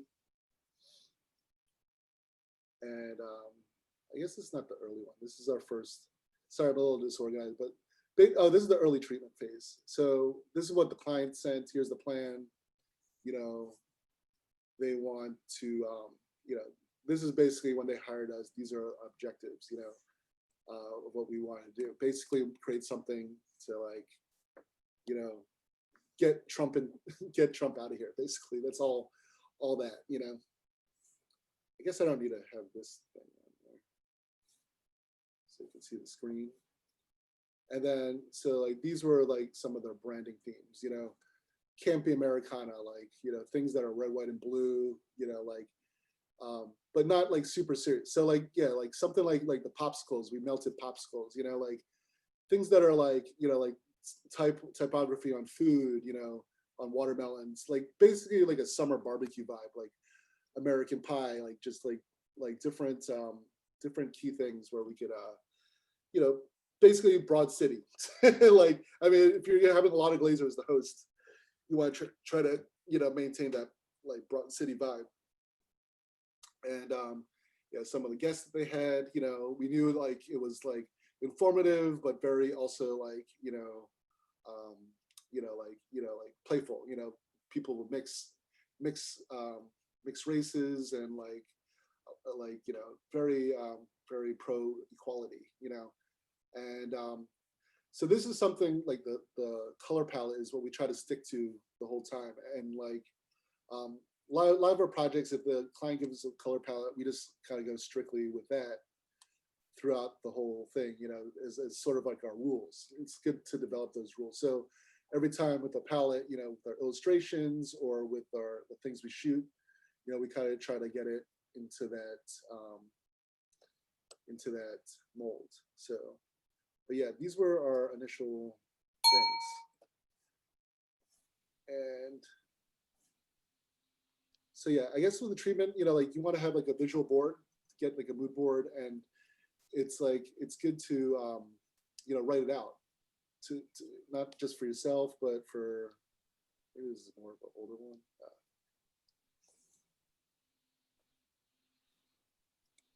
Oh yeah, yeah, it's good to write it out. Like here's more some of the things like especially if you're doing like a graphics package, like okay, there's like we want 3 to 5 second title cards, you know, and then you know, like each state we have it flip into basically each state of it, like you want to make it in state formats, you know, kind of break it down like your asset lists and you know, like what you want in certain styles. And you know, this thing can change. This is just the initial phase of project, you know, just kind of getting your ideas down. Like, all right, I wanted American flag gummy bears, or you know, just like a lot of different, like a bald eagle floaty or something like that. But yeah, just getting it down on paper and just so that you're able to communicate your ideas not only with the client but with your team. So. Do you guys do that with your projects at Hyper? I know you guys have done like some brainstorming sessions and all that stuff. I remember the first month and everything. Extensive Post-its. How's everyone doing with your experiments? Are you doing it? Ray, if Drawing, still drawing. Still drawing. And Ray, what is your process for this? Do you want, cool. Some people uploaded. Sophie has already uploaded her stuff on the Google Drive. If you can see the chat. Oh yeah, yeah. Oh, different stuff. Oh, cool. Yeah, you know what? I mean, I'll probably take a look at, let me see these things.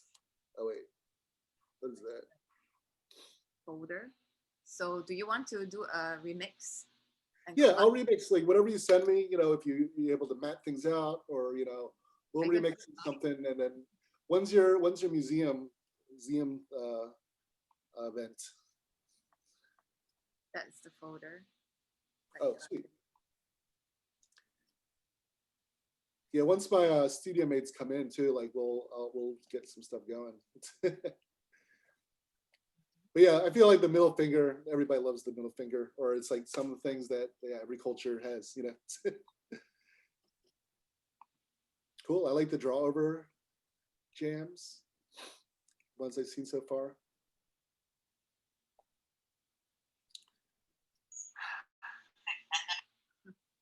They're looking good, looking good.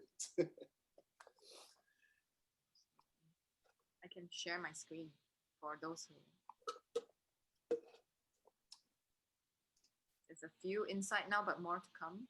Yeah, yeah. I'm excited to see, yeah, a collection of middle fingers, like, fuck you, you know?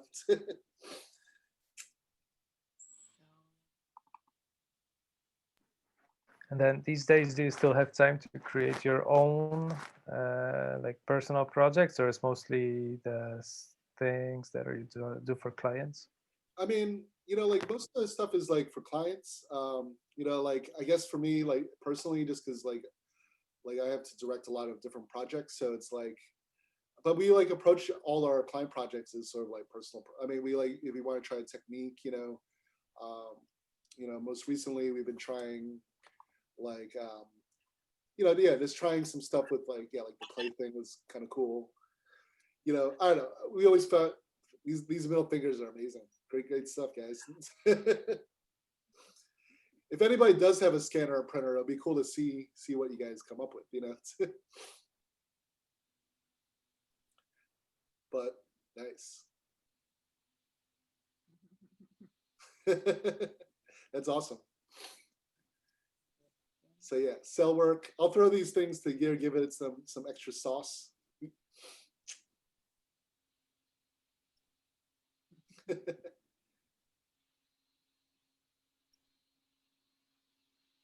So you guys can already start to see if like Raymo was to collage and jam. Yeah, we'll put something together with them, and yeah, it'll be a fun little thing. Maybe I'll put some music to it or something, you know.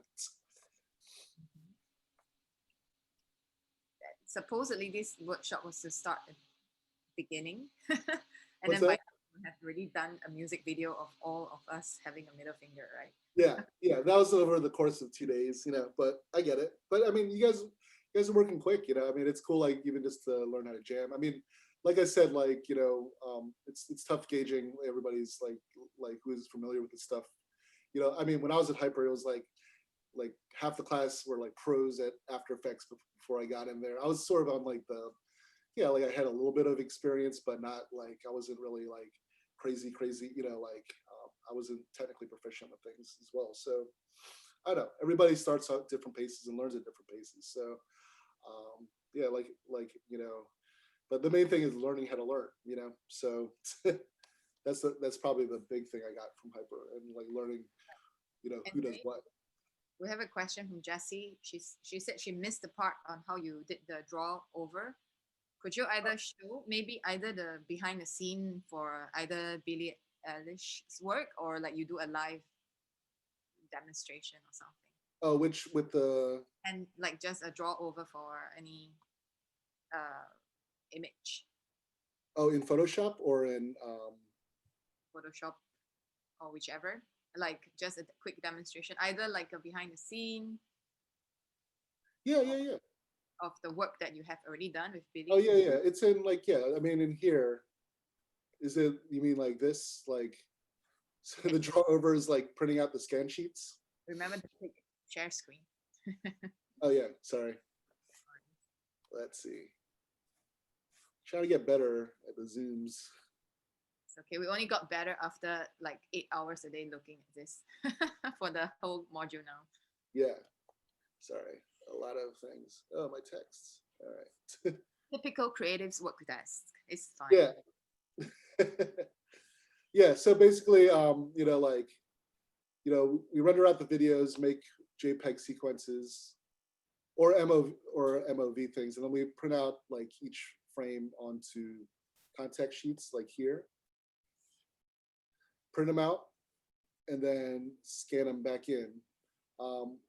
One thing, I guess, like I'll show you a project we're doing right now. See right here. Probably not that one.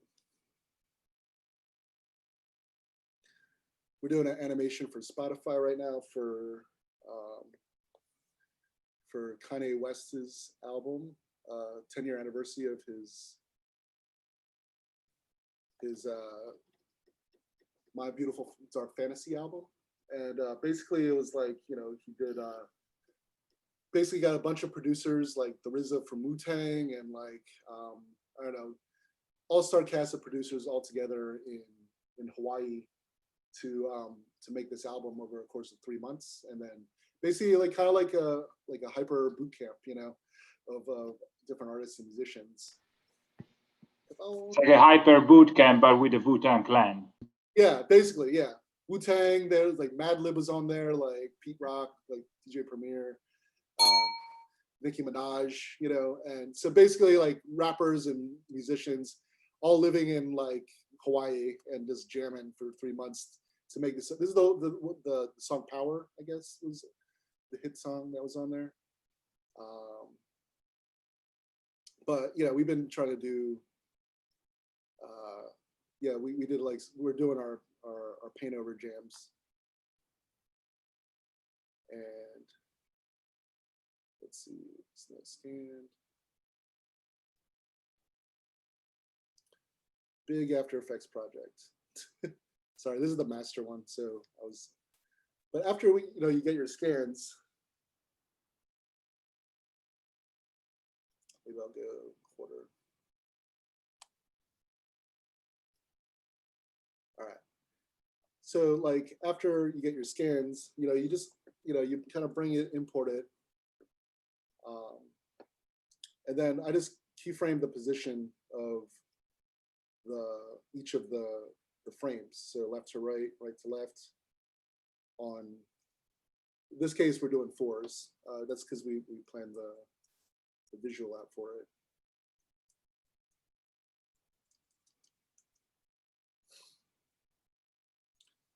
So those are some ballerinas. But yeah, we do all the draw over or the paint overs. That's all done like physically, you know. But it was kind of nice because then we just like, you know, colored around. You know, we could be messy, not be like too like exact with things. But I don't know, it kind of gives it that vibe, you know. Another way of doing things is, you know, we use a light box.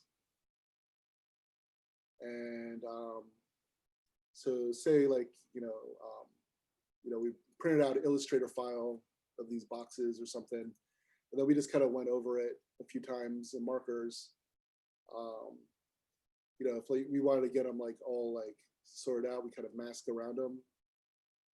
And the thing is, you want to try to align them, you know, into each other.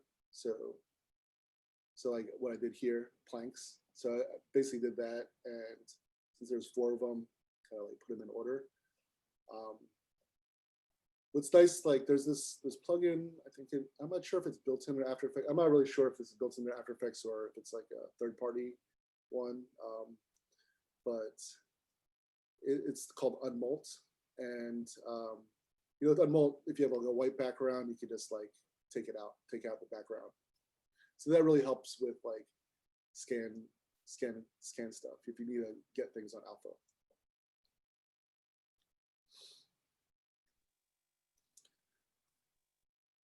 But yeah, and then once you got everything isolated, you know, you could throw it into comps, collage it, keyframe it, do whatevs.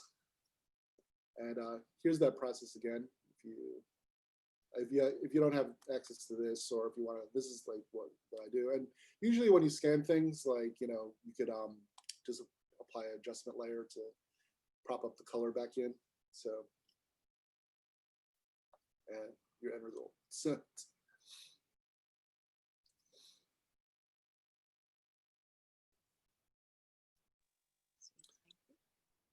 I imported my video to Procreate on iPad and just drew on that. That's perfectly fine too. Is that an old message? I can't remember. Yeah. Yeah, Procreate is another good one. I mean, I don't have an iPad, but you know, my partner Tammy uses Procreate all the time with her things, and that's perfectly fine too. Whatever gets you to like animate on frames and you can separate layers and stuff. So.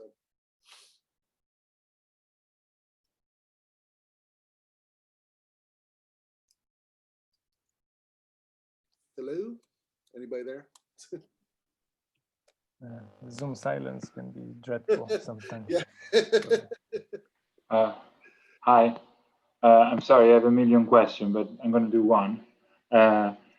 Sometimes I ask this to people, and then through the years I got like so much inspiration and stuff. And like, what's your favorite thing to do? Like, you know, is there something that you say like, oh, I really like to do that, like, or like, is there somebody that you say like, oh shit, I love that stuff. I mean, I love his work, and or it has been an inspiration for you. I mean, just something that you like that you want to talk about. Or... Oh yeah, like people. I mean, my probably my biggest inspiration is like this DJ Kid Koala. If you're familiar with him, he's this he's this DJ like in Montreal, like who does like a scratch DJ who does it through storytelling. Like he like scratches like sentences and like you know, musically he's like sort of like an improvisational jazz musician as he approaches turntables, you know, like hip hop, you know. I felt like, you know, like he was always trying to do something different with like musically, like not just working with rappers, but like, you know, making the instrument, like he would scratch trumpets and make it sound like he's like Louis Armstrong or something, you know. And wow. So like from, you know, like, but he also was a doodler, and like, you know, he made like graphic novels and stories based on characters. So like I guess like after making a graphic novel, 10 years later, he ended up doing like live movies, stage performance. There's this thing called Euphonium as Fall, but basically he puts together like live movies with his wife is a set designer, and so like miniature set designer, and so he would do like live concerts and with like live musicians, like a string quartet and him on turntables, and then but also have like puppeteers like on stage with him, and then you could, but like it's all filmed live, and then you can see it on the screen, like so switching from different cameras. Yeah, it's pretty crazy. He's a legend. Like I don't know if you guys are familiar with Kid Koala, but he's done a lot of like movie scores to like I don't know, like Scott Pilgrim versus the World is one of the movies he did. Trying to Baby Driver. I don't know. He's a video game called Floor Kids, which is like a breakdancing video game on the Switch, I think. And yeah, just like a breakdance fighting game. So I don't know. He's one of my influences. So. Thanks. I'm so happy I asked you. You see what I mean? It's just like you ask for a bomb and then you get it. Thanks. Yeah. But like, yeah, I don't know. I love like just like, yeah, anything with music oriented stuff or yeah, comedy things, you know, those are always people influences. One actually, oh yeah, I haven't showed you, did a music video that released last week. I didn't put it in the deck because we just released early in the summer. I'll share my screen. Early in the summer, we got to work with this up and coming rapper in Philly who's actually gotten super huge. She's a local girl named Tiara Wack. And yeah, last week, I wasn't sure if we could share this because it wasn't dropped, but it actually just dropped last week. So this is like a music video we worked on in May, sort of like in the beginning of the quarantine stuff. And it was like always a challenge to do, but I could play this for you guys. This thing is probably one of our favorite projects because it was like a lot of stop motion and practical work with it. And we had like a nice like creative team, like remote team doing things. So it's a quick like 2-minute video, but yeah, here is the thing. Yeah, so that's something. Wow. Yeah, I guess it's our most recent work that we posted, but like we did that so long ago, so like for us. But yeah, that was a really fun project because like, you know, we shot things like that was the first time I mean, it was a big team on there, and we did a lot of like the puppet stuff and like the practical like stop motion animation on there with like the backgrounds, and I don't know, just like taking a lot of it was like taking like the stills and like stills of it like with like the rapping like ducks, you know, and whatnot, and just like, you know, moving it around in Photoshop and everything. So but yeah, no, that was a really fun project to jam on, and that project within our team, we worked on it for like 3 weeks. Doing a lot of like the stuff with the bills, and like, you know, we worked with this amazing director, this guy Alex Corte, and like he's like sort of like an installation artist.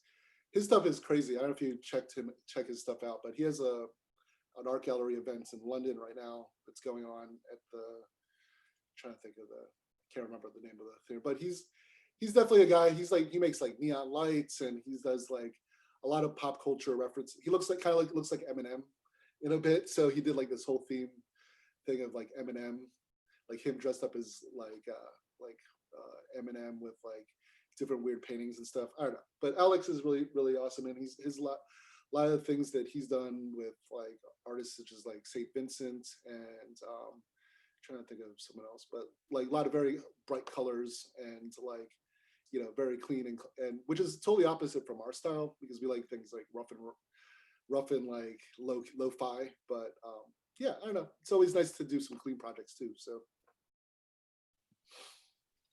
yeah, I'd like to note that Raymo is, I said it on the chat at the beginning. It's like I said, you are like one of the most talented person I know, but also super humble. You know, like you actually don't really share and show your stuff so much until that I have to keep pushing you, show your stuff, you know? And it's like, yeah, but it's a. So like you guys, like please grab Raymo if you have questions and all that, because he's always very ready to help, you know, like, and yeah, go and internet his studio, right? Yeah. I mean, like we're always looking for new people to work with. I mean, we're just trying to develop a community of people's like, to collab with, and like, it sucks because this year we normally have like a holiday events where, we do like, can show you a gallery thing, like, so we have a little gallery space in our studio. Oh yeah, I didn't share this. Share screen. Sorry for all the back and forth too, but. And he always apologizes for everything. So yeah, this is our gallery space.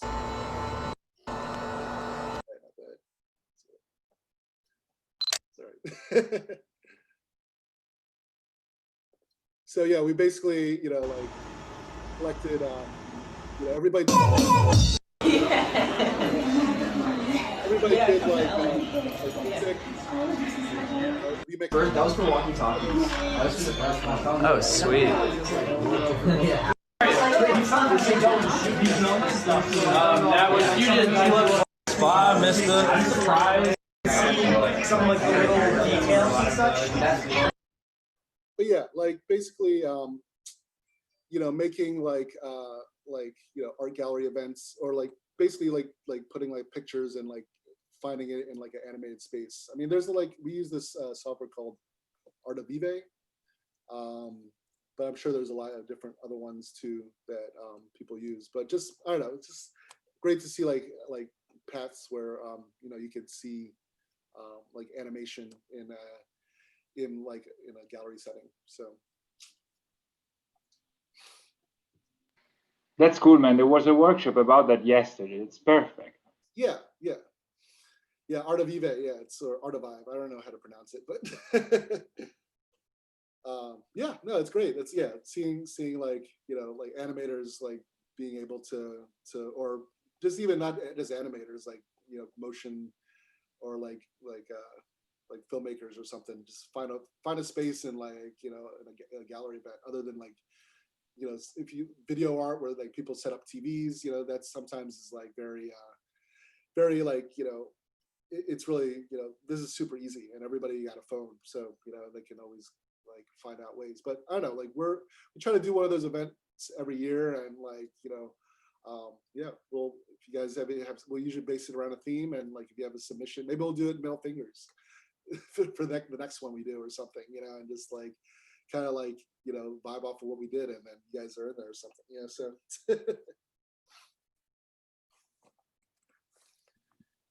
You have advices for the young Jedi of the future? Yeah, so one thing, like I guess like one of the main questions like people ask are like, how do I approach studios, like like, and my advice, like when you trying to get an internship, my advice when you do like send your email out, do not try to write your whole paragraph of a whole novel of email. Just keep it less than 4 sentences and keep it direct, because you never know who is going to be answering it on that end. It could be, it's not necessarily the person hiring, but it's like, if you decide to write an email like, hey, this is me, here's my link to my stuff, like we'd love to work with you on stuff, and like just keep it very simple and compact.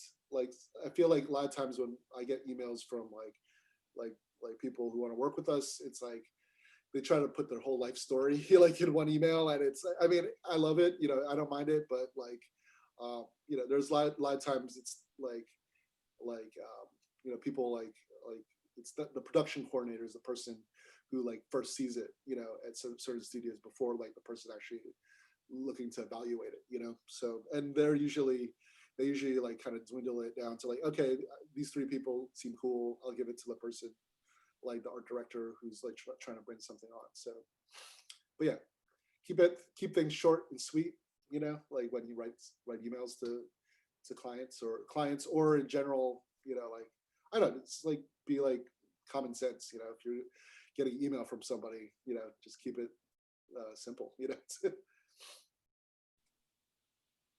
And in terms of the animation itself, like when during the creation, like where to begin, like I think a lot of motion people will ask that same question to compile the portfolio, and they're anxious about kind of what kind of work to present and get Oh yeah, I mean, where to begin? Like I said, like, you know, explore a style. See if you can explore a style or just one of your common interests. If you like your music, you know, maybe like, you know, start off with like a remixing your favorite album cover or something, or, you know, just something small. Like I think, what did I do at Hyper? Um, I think one of my first projects at Hyper, I wanted to like visually show like I think I did a stop motion thing with a bunch of like string or something. I can't remember, but like just like showing like matching like animating to a piece of music, but like, you know, so like I had like, all right, I'm gonna animate something to the bass line of this loop, and then I'm gonna animate something to like the hi-hat of this loop, or on the music. So like even just a square or something, or a shape, you know, and then just like throw them on top of each other, you know, just to like, you know, break down of like an audio loop, you know, visualize the whatever is going on in the audio. So yeah, I don't know. There's different ways to approach it. You know, there's a technique that you're really into. Just learn more about it and see what you could do it and apply to it. So. And anyone has like questions to grab Raymo while he's here for the next 13? So I have a question. So when you get approached by this big artist, how does that work? Like, how do they find you? Well, I mean, I think it was a snowball effect for us. I mean, like, you know, we worked with our friend Chris Merck, who's a live action director. He was actually a guy who was a art director at this studio, First Ave Machine.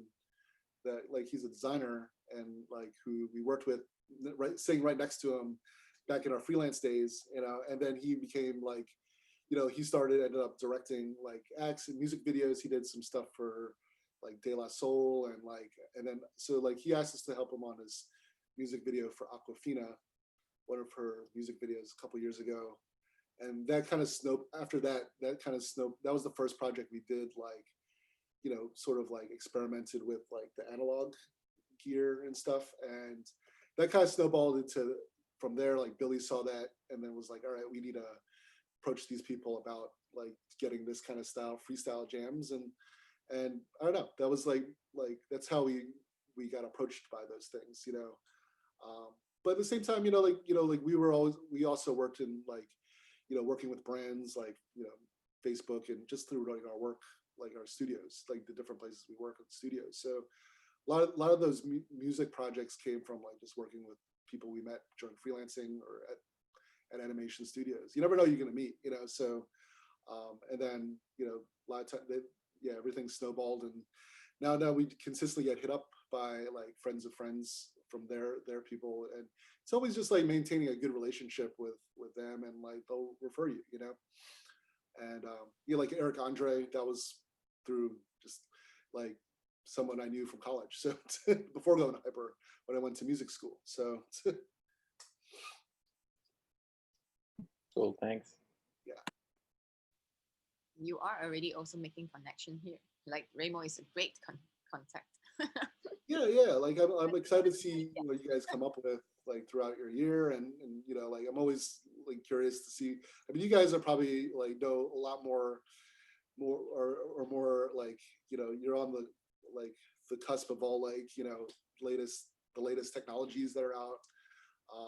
You know, so I'm excited to see what your work is. Like I said, like even some of the 3D people that we work with in Europe, Chung Bao and Chihuahua, they know, they're only like 21, 22, but like they've been working in the field for like 4 or 5 years. Just like I didn't know how old they were, but they know like a lot of like the crazy different like Blender and like Spark and like doing face filter stuff. I don't know any of that stuff, but it's great to see like how like things have advanced, like in terms of digital remixing and stuff like outside. So like I said, like when we promote our stuff, we try to do techniques that are not necessarily all computer stuff. So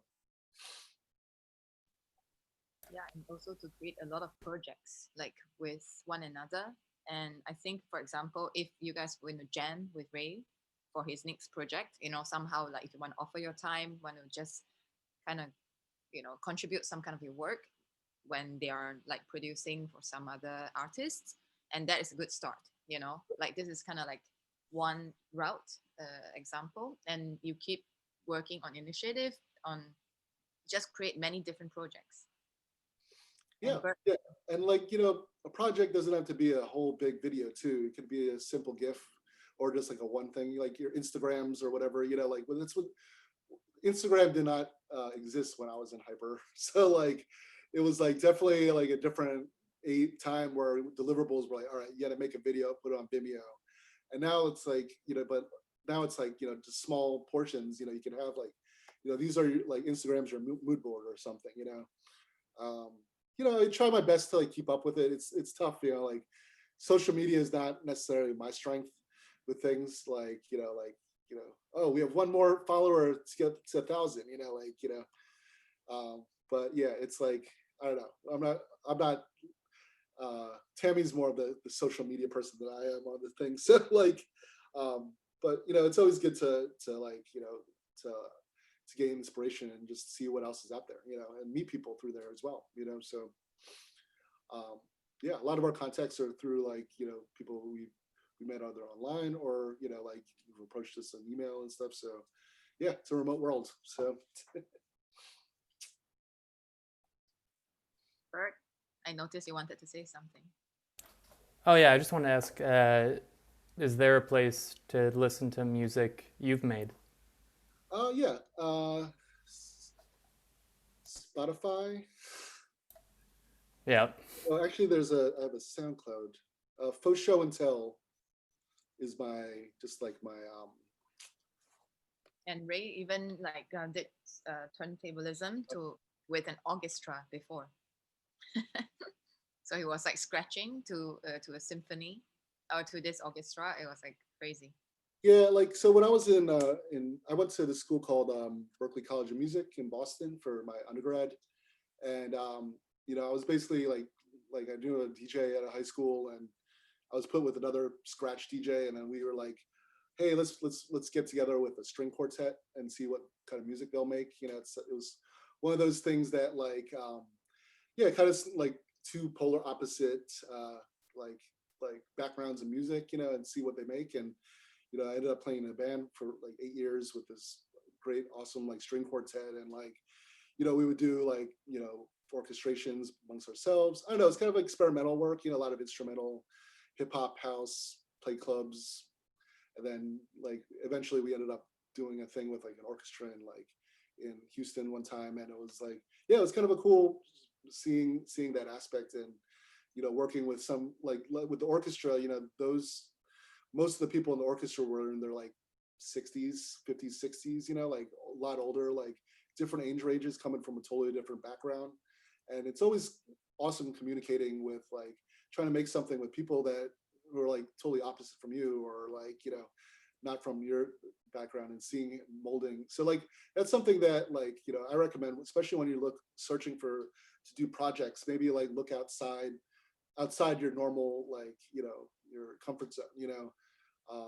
Like in our studio right now, like we share the space with a jewelry company, my cousin's jewelry company. So like we get a lot of like people come in here, you know, like who are like trying to get like, you know, engagement rings and stuff. And so like they always tell their stories like, hey, you know, I'm working this field, but yeah, it's always like a mix, like, you know, like a lot of your projects, like even just like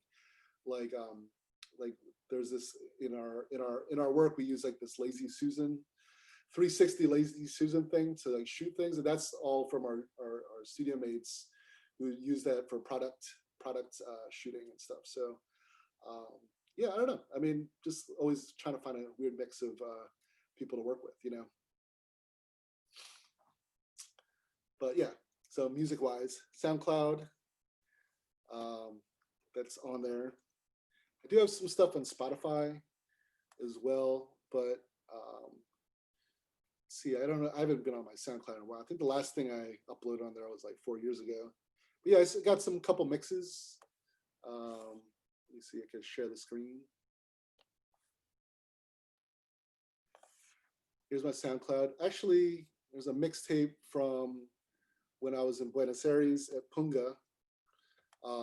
This is all just like a mix of music that that like we made at the studio, or like what my coworkers were listening to, and before I left, I kind of just made a mix of like all the stuff that we were listening to while we were animating. So, and oh, Clam Jam Countdown is a song with this Swedish pop singer called Virgin Mary, who is a pop star, I guess, or she was an ex-Hyper, and she does like some pop music.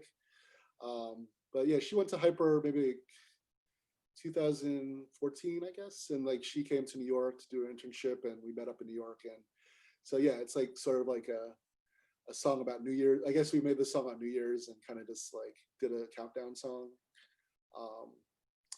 And I don't know, some mixtapes. Like we have a family bagel shop, and I don't know, just try to make a mix of like songs about waking up to food, you know. So, but yeah, can check out some music here. You know, here's some of the string quartet stuff. If you want to take a listen to that. So. Hell yeah! Thanks for sharing. Yeah, yeah. It's like right now. I wish I can just get back to making like music, like for fun consistently. I mean, I can still do it, but like most of the music that I do now is more really for like sound design for our projects. You know, if we need to do that. But like, it's always I'm just waiting for a break from work stuff to just dive back into like music, like, you know. And I want to make an album at some point. It's been like over 10 years for me to make like an actual album. So it's like, be nice to get back into that flow, you know?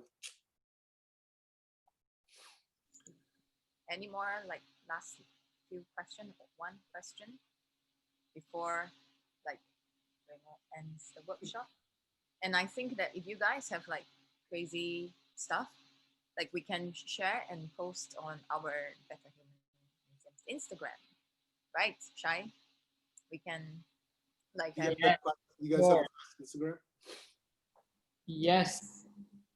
There is the Instagram of the museum, which is already on. I'll share it. If everyone has some ideas to kind of just, you know, do a 3-second thing related to this, just send it, you know, like or put into that Dropbox, and then we can get the marketing team to grab it and post it for our Instagram.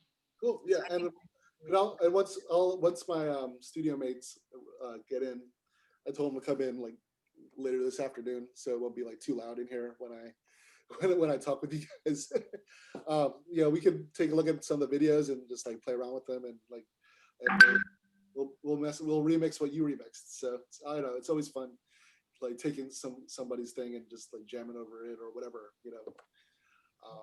Yeah, I don't know. There's always I always say like, I don't know if the term "kill your darlings" is still going around in Hyper. That was like one of those things that, like, killing your ideas. You know, like it's always nice to like not necessarily like go at a project 100% all the time. You know, I know it's always good to like let loose, let go of ideas sometimes. You know, so.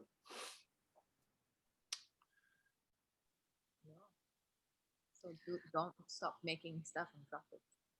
Yeah, and also like, you know, there's also a natural inclination when you're making something to put everything all in one thing, and I feel like, you know, you don't necessarily need to do that. Like I think a lot of projects, you know, maybe you explore something in this, and you give yourself limits too when you make something, you know, especially like if you're making a music video for first time. If you want to get into that, it's like, I'm like, we could do so much stuff, you know, like Pebbles.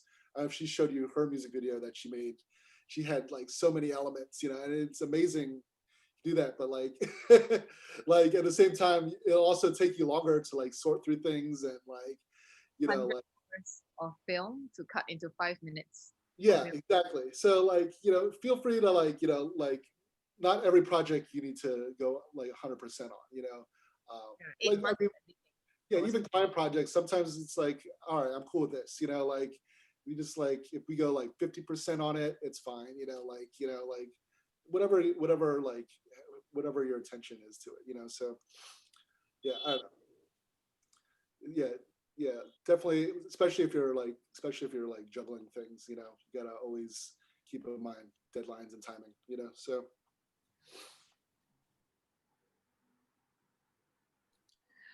I'm actually curious, like, are you seeing music as visuals as well? Oh yeah, yeah, music as visuals. Yeah, I mean, yeah, it's the synesthesia aspect of things. Like, yeah, if I hear like when I break down a song, you know, like I said, like I hear a bass line, I see a visual thing. I think maybe like some of the older like Disney like Fantasia things growing up. Like I was watching like Fantasia and like seeing like how like scoring like things, you know, like were like associated with it. And also, I guess when I was before coming to Hyper, I was trained in music scoring. That was before like with the string quartet band. That's how we met. So it was like, all right, associating like cellos with like or like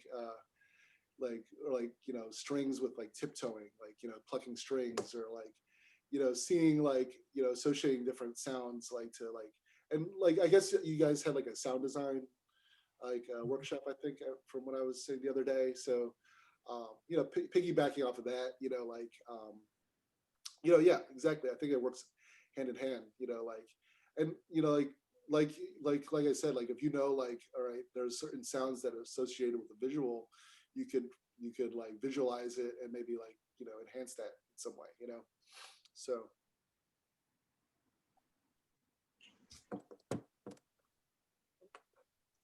Thank you. yeah, I was like, couldn't hear the sound. Any more questions? Any more questions? Nasra, Sophie, Pierre, Krister, Anna. I see all of you.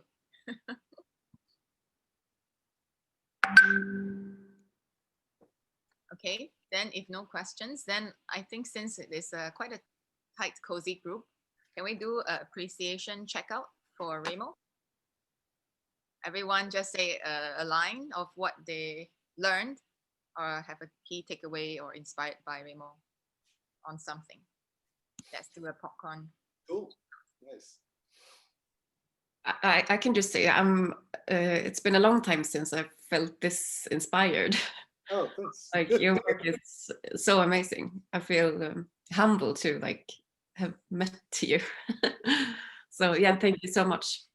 Thanks. I mean, yeah, like a lot of our work, you know, it's mainly from like it's not just my work; it's our team's work, you know. And it's yeah, like, of course. Yeah, it's like we're all pitching in and doing our thing, you know. So thank you. Me too. Like it was so inspiring and like unlimited for our thinking in the future. Thank you so much. Nice to meet you. Yeah, thank you.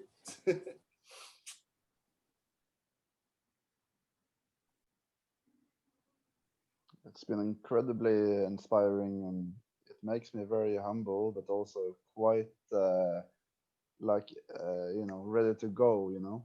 Super nice to be a part of this. Thank you so much. Yeah, thanks. I mean, for me, I'm kind of nervous, like talking to you guys, like you know, just because like I went to Hyper, and this is the first time I've actually talked to Hyper students since my last day there. So like you know, like during our graduation, you know, like, and you know, we had to like, you know, share our experiences, like you know, from our internships, you know. So this is like the first time I've actually talked to Hyper since then, you know, and it kind of brings back, you know, like with it was a very amazing time in my life, you know, and definitely a turning point in my career as well, you know, to get there, you know. So well, you did. I think great. you did very well. You guys will too. How unnervous you are talking to all the big celebrities, all the big gangster rappers, all the comedians, and then you're like nervous talking to the Hyper students. Well, I was never like Billie Eilish is not a gangster and she's only 16, you know. So like I feel like I mean I was kind of nervous because like we had to talk to her mom at first, like you know like it was her mom who's her agent, you know, and it was like her and her brother. I felt like it was like a very like a family oriented thing. So like I was like you know more nervous from that sense. But yeah, a lot of people on the Zooms though, so it's not just me. I just want to say I've had like such a hard time sort of like pinpointing like what I want to do, and as soon as I saw like your show reel, I was like, that's it. Like that's what I want to do. Oh. So I just feel like super humbled and super grateful and so inspired. And I will probably hit you up with questions if that's all right in Oh, yeah. near future. So yeah, just thanks a lot for sharing and for everything, and also kudos to using your skills as a form of activism, because that's also like where it's at. So thanks a lot. Yeah, thank you. Yeah, I mean, yeah, there's a lot of crazy shit that's going on, and you know, we got to do our part. You know, for whatever we are. Like, you know, we make creative videos, and you know, that's the goal. You know, try to get things known. You know, or speaking, or a way of speaking up, basically. So. I thought it was super inspiring to see how you have worked quite analog as well, and that you have like found your style, and the lo-fi stuff. You know, it's because I'm not that comfortable with the programs. I haven't done a lot of stuff, but like trying to find a way to be creative with, yeah, you know, find the method and the practice, and then learn from that and go on. You know, that was super nice. That's awesome. Yeah, yeah. I mean, like I said, you know, like creativity doesn't need. You don't need to be married to technology to be creative. So. Yeah, I just want to fill in on that also. Like, I think it can be very restrictive sometimes with all the tech and all the programs you have to learn. And I think, like, when you showed us that like coincidence can be a big part of your work, like stuff just happens, and that can be really cool. I really also like that when that is a part of the work, kind of stuff going on itself. So that was very inspiring. Thank you for showing us your work. Awesome, man. Yeah, we call them happy accidents. You know. Yeah. Like, you know, every time you like, you know, make something, you're like, oh shit, that thing is fucking awesome. You know, like when we blow up Trump's head, we don't know what way it's gonna turn. You know, we just fucking do it. You know, so. And that actually, when we that molds of Trump's head when we blew it up, that was actually our friend, our neighbor, our studio neighbor. He makes urinal cakes. I don't know if you know what those are, but basically the things you put in urinals, you know, like peons. But he made like a Trump head one and just had the mold. So like that thing was amazing to like, you know, bring that back, you know. So like he had like a few Trump heads. I'm like, all right, he's done, you know. I just want to say it's so like reassuring and inspiring to see how you work with such a great balance of like intention and purpose, but yet super experimental and just having fun with it. And I think that's like super inspiring. And thank you for your time today. It was super fun to see everything.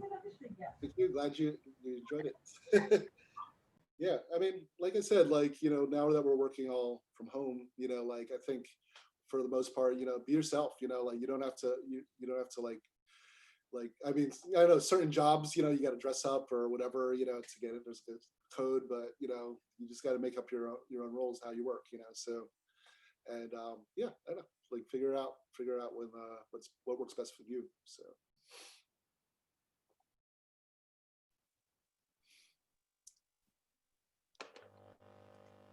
Like I guess I can say the same thing that I said in the beginning, how I'm so fascinated with how you can embed humor and I think your own personality into the work. And it's so refreshing to see that and energizing. Because I also get a lot of inspiration from, say, comedy, and it's just great to see a good example of how that should be done and can be done. So thanks for that. Well, yeah. Thanks. I mean, yeah, like I said, it's like, you know, we're just you know, we're just going off our interest, you know. I mean, and everybody has different interests, like, but yeah, I don't know, just play off it, and you can definitely make stuff that inspires yourself, you know, or whoever's into it, you know. So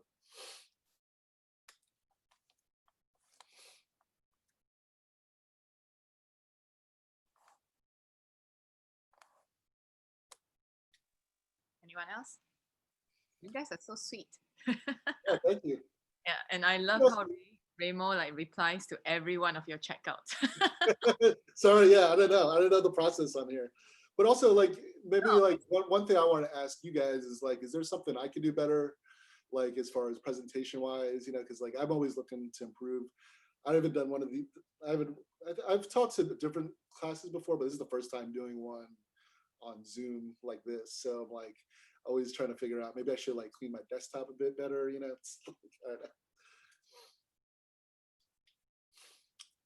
Anything I can Didn't improve. you say you should always be yourself? Yeah. That's your work. That's perfect. Yeah. Yeah. Embrace the only perfection is imperfection. The cliche term. I like this chat you guys going on, here. But now that I know how to open this thing, I had no idea you could chat on Instagram or not Instagram, on Zoom. Now you learn how to open the chat Oh, no. of your workshop. Yeah. Can you, does the chat save too, like afterwards when you sign off, or is it just during the thing? I don't know. I think What's so. that? I think No. can be. Yeah. If you click the 3 little bubbles on the side. Okay, yeah. I was just curious in case you guys wanted to like save. Oh, save chat. There you go. Gotcha.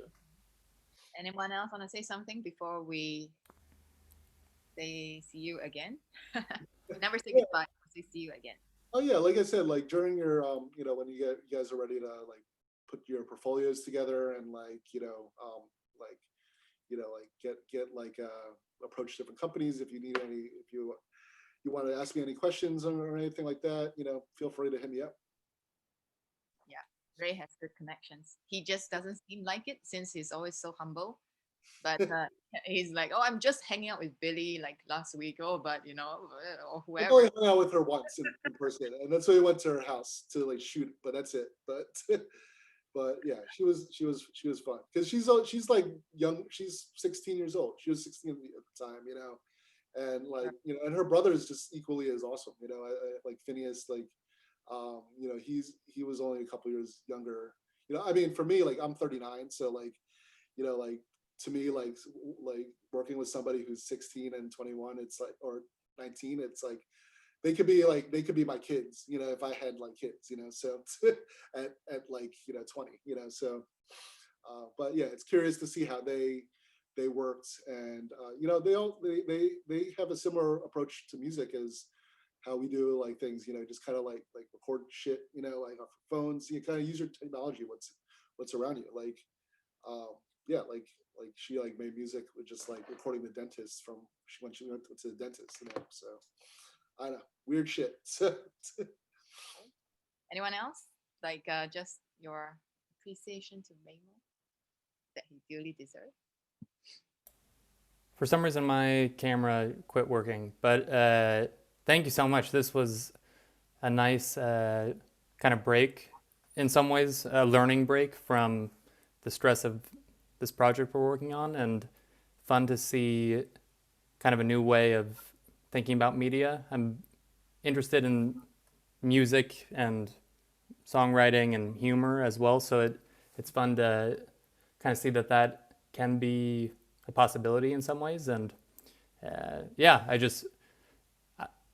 I feel like there's a lot of cool things out there, and it means a lot that you took the time to share your knowledge and curiosities with us. Cool. Next, is this Berg? Yep, Berg. Cool, nice. Well, thank you, and nice to meet you guys. And like, yeah, it's been. Where is my sister? I'm American. My sister lives in Philadelphia. Where is your studio kind of located? We're in Fishtown. Fishtown. Yeah, Fishtown, Kensington area.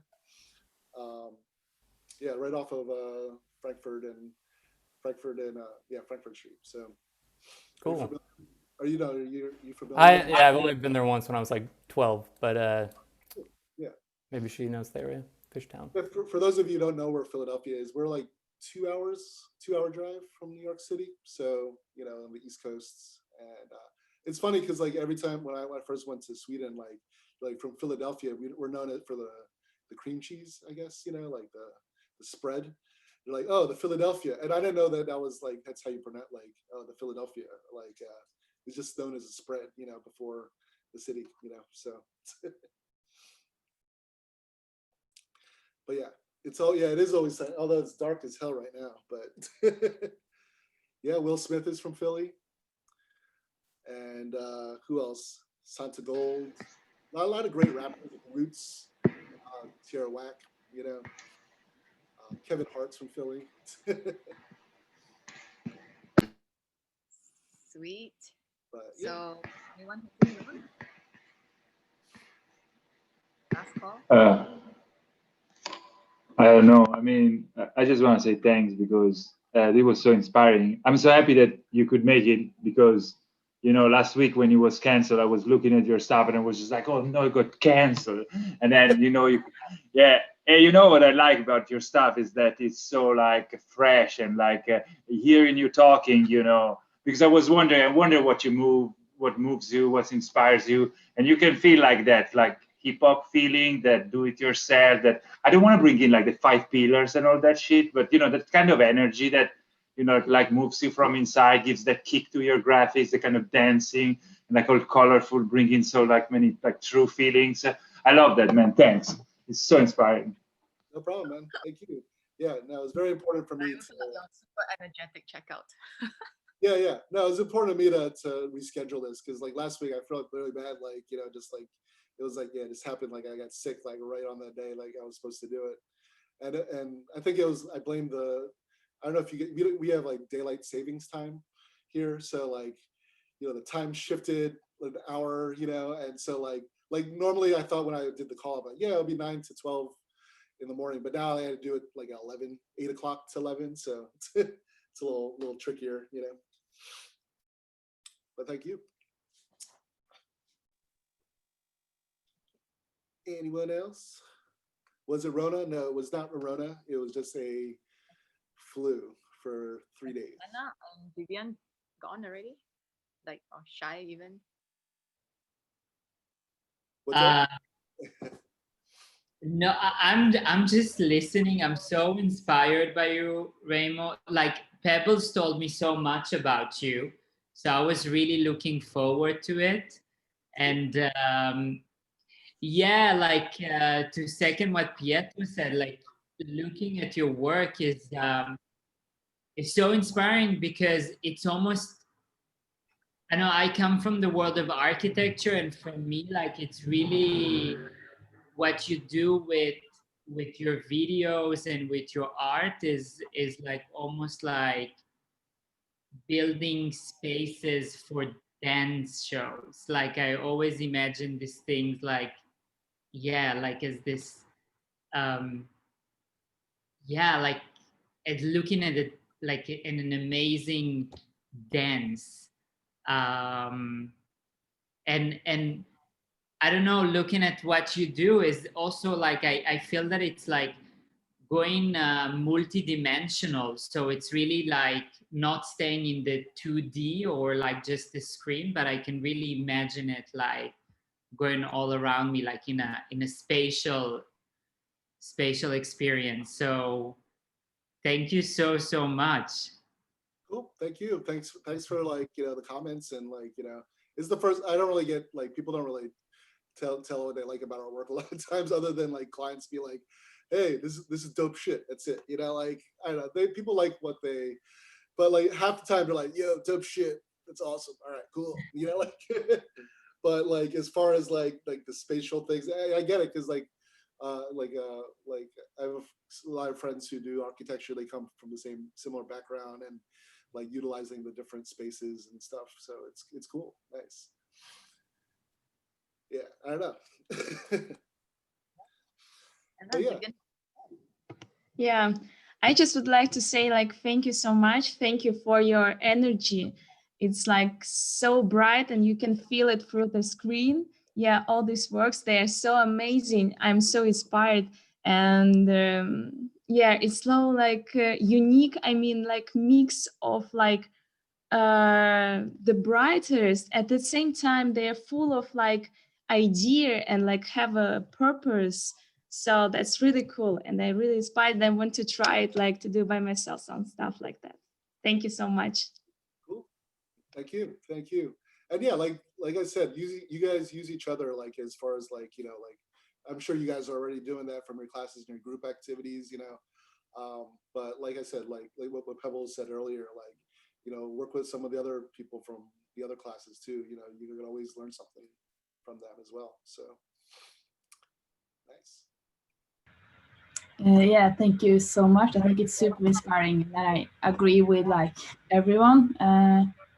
And I find so much inspiration in seeing like how free you work and like letting the accidents just happen.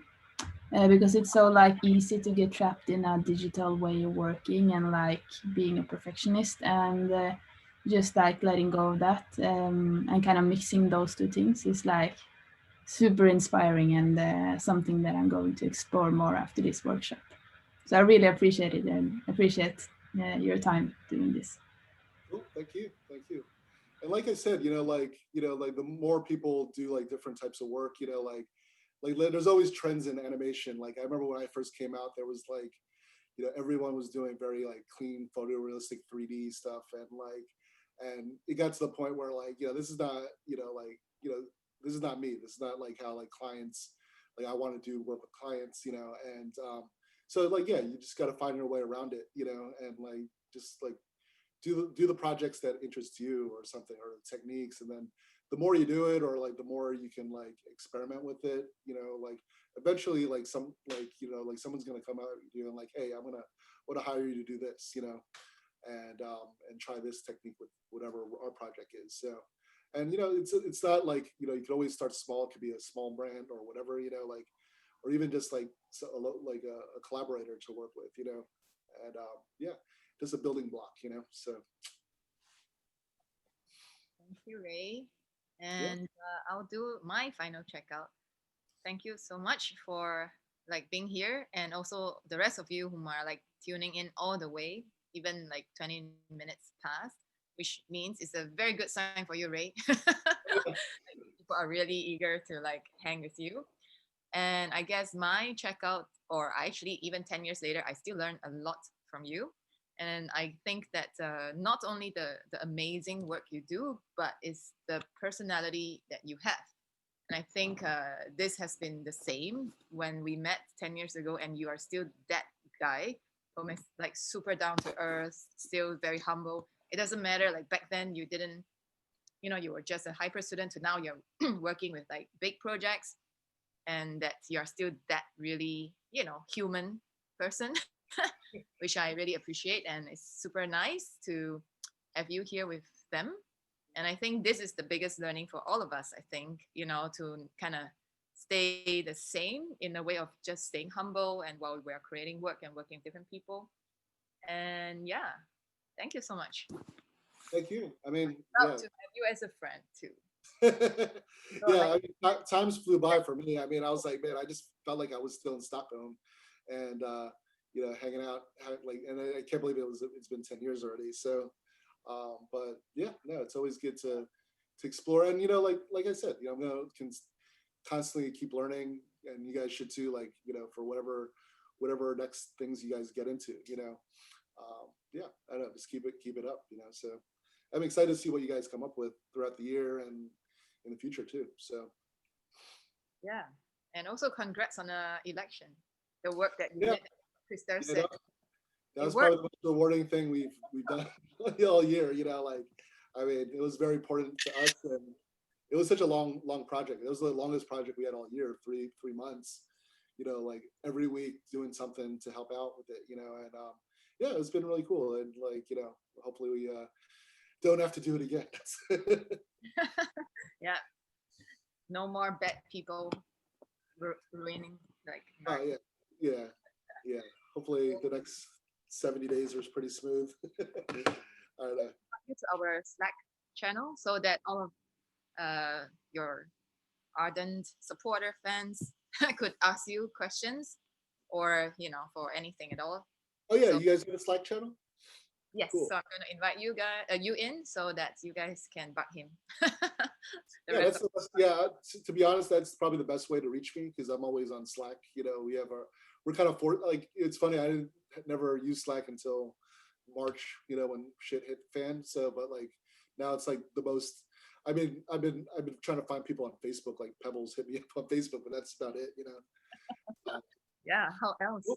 Email. Yeah. Emails always drive me crazy because I always get like weird like email chains and like I don't know. I don't know if you guys have the issue of like your Gmail gets full of stuff, and I don't know. I'm really bad at clearing my Gmail. So. Don't worry, I'm gonna grab you for all of them. Yeah. But thank you so much again for your time. Super early for you, and now you can grab lunch. I guess you must be hungry. Yeah, can get some lunch. Get my day started. No, thank you. It was great sharing some breakfast with you guys. All right, well, enjoy. Thank you. Thank you. Thank you. Have a nice day. Laters. Take care. Thanks so much. Laters.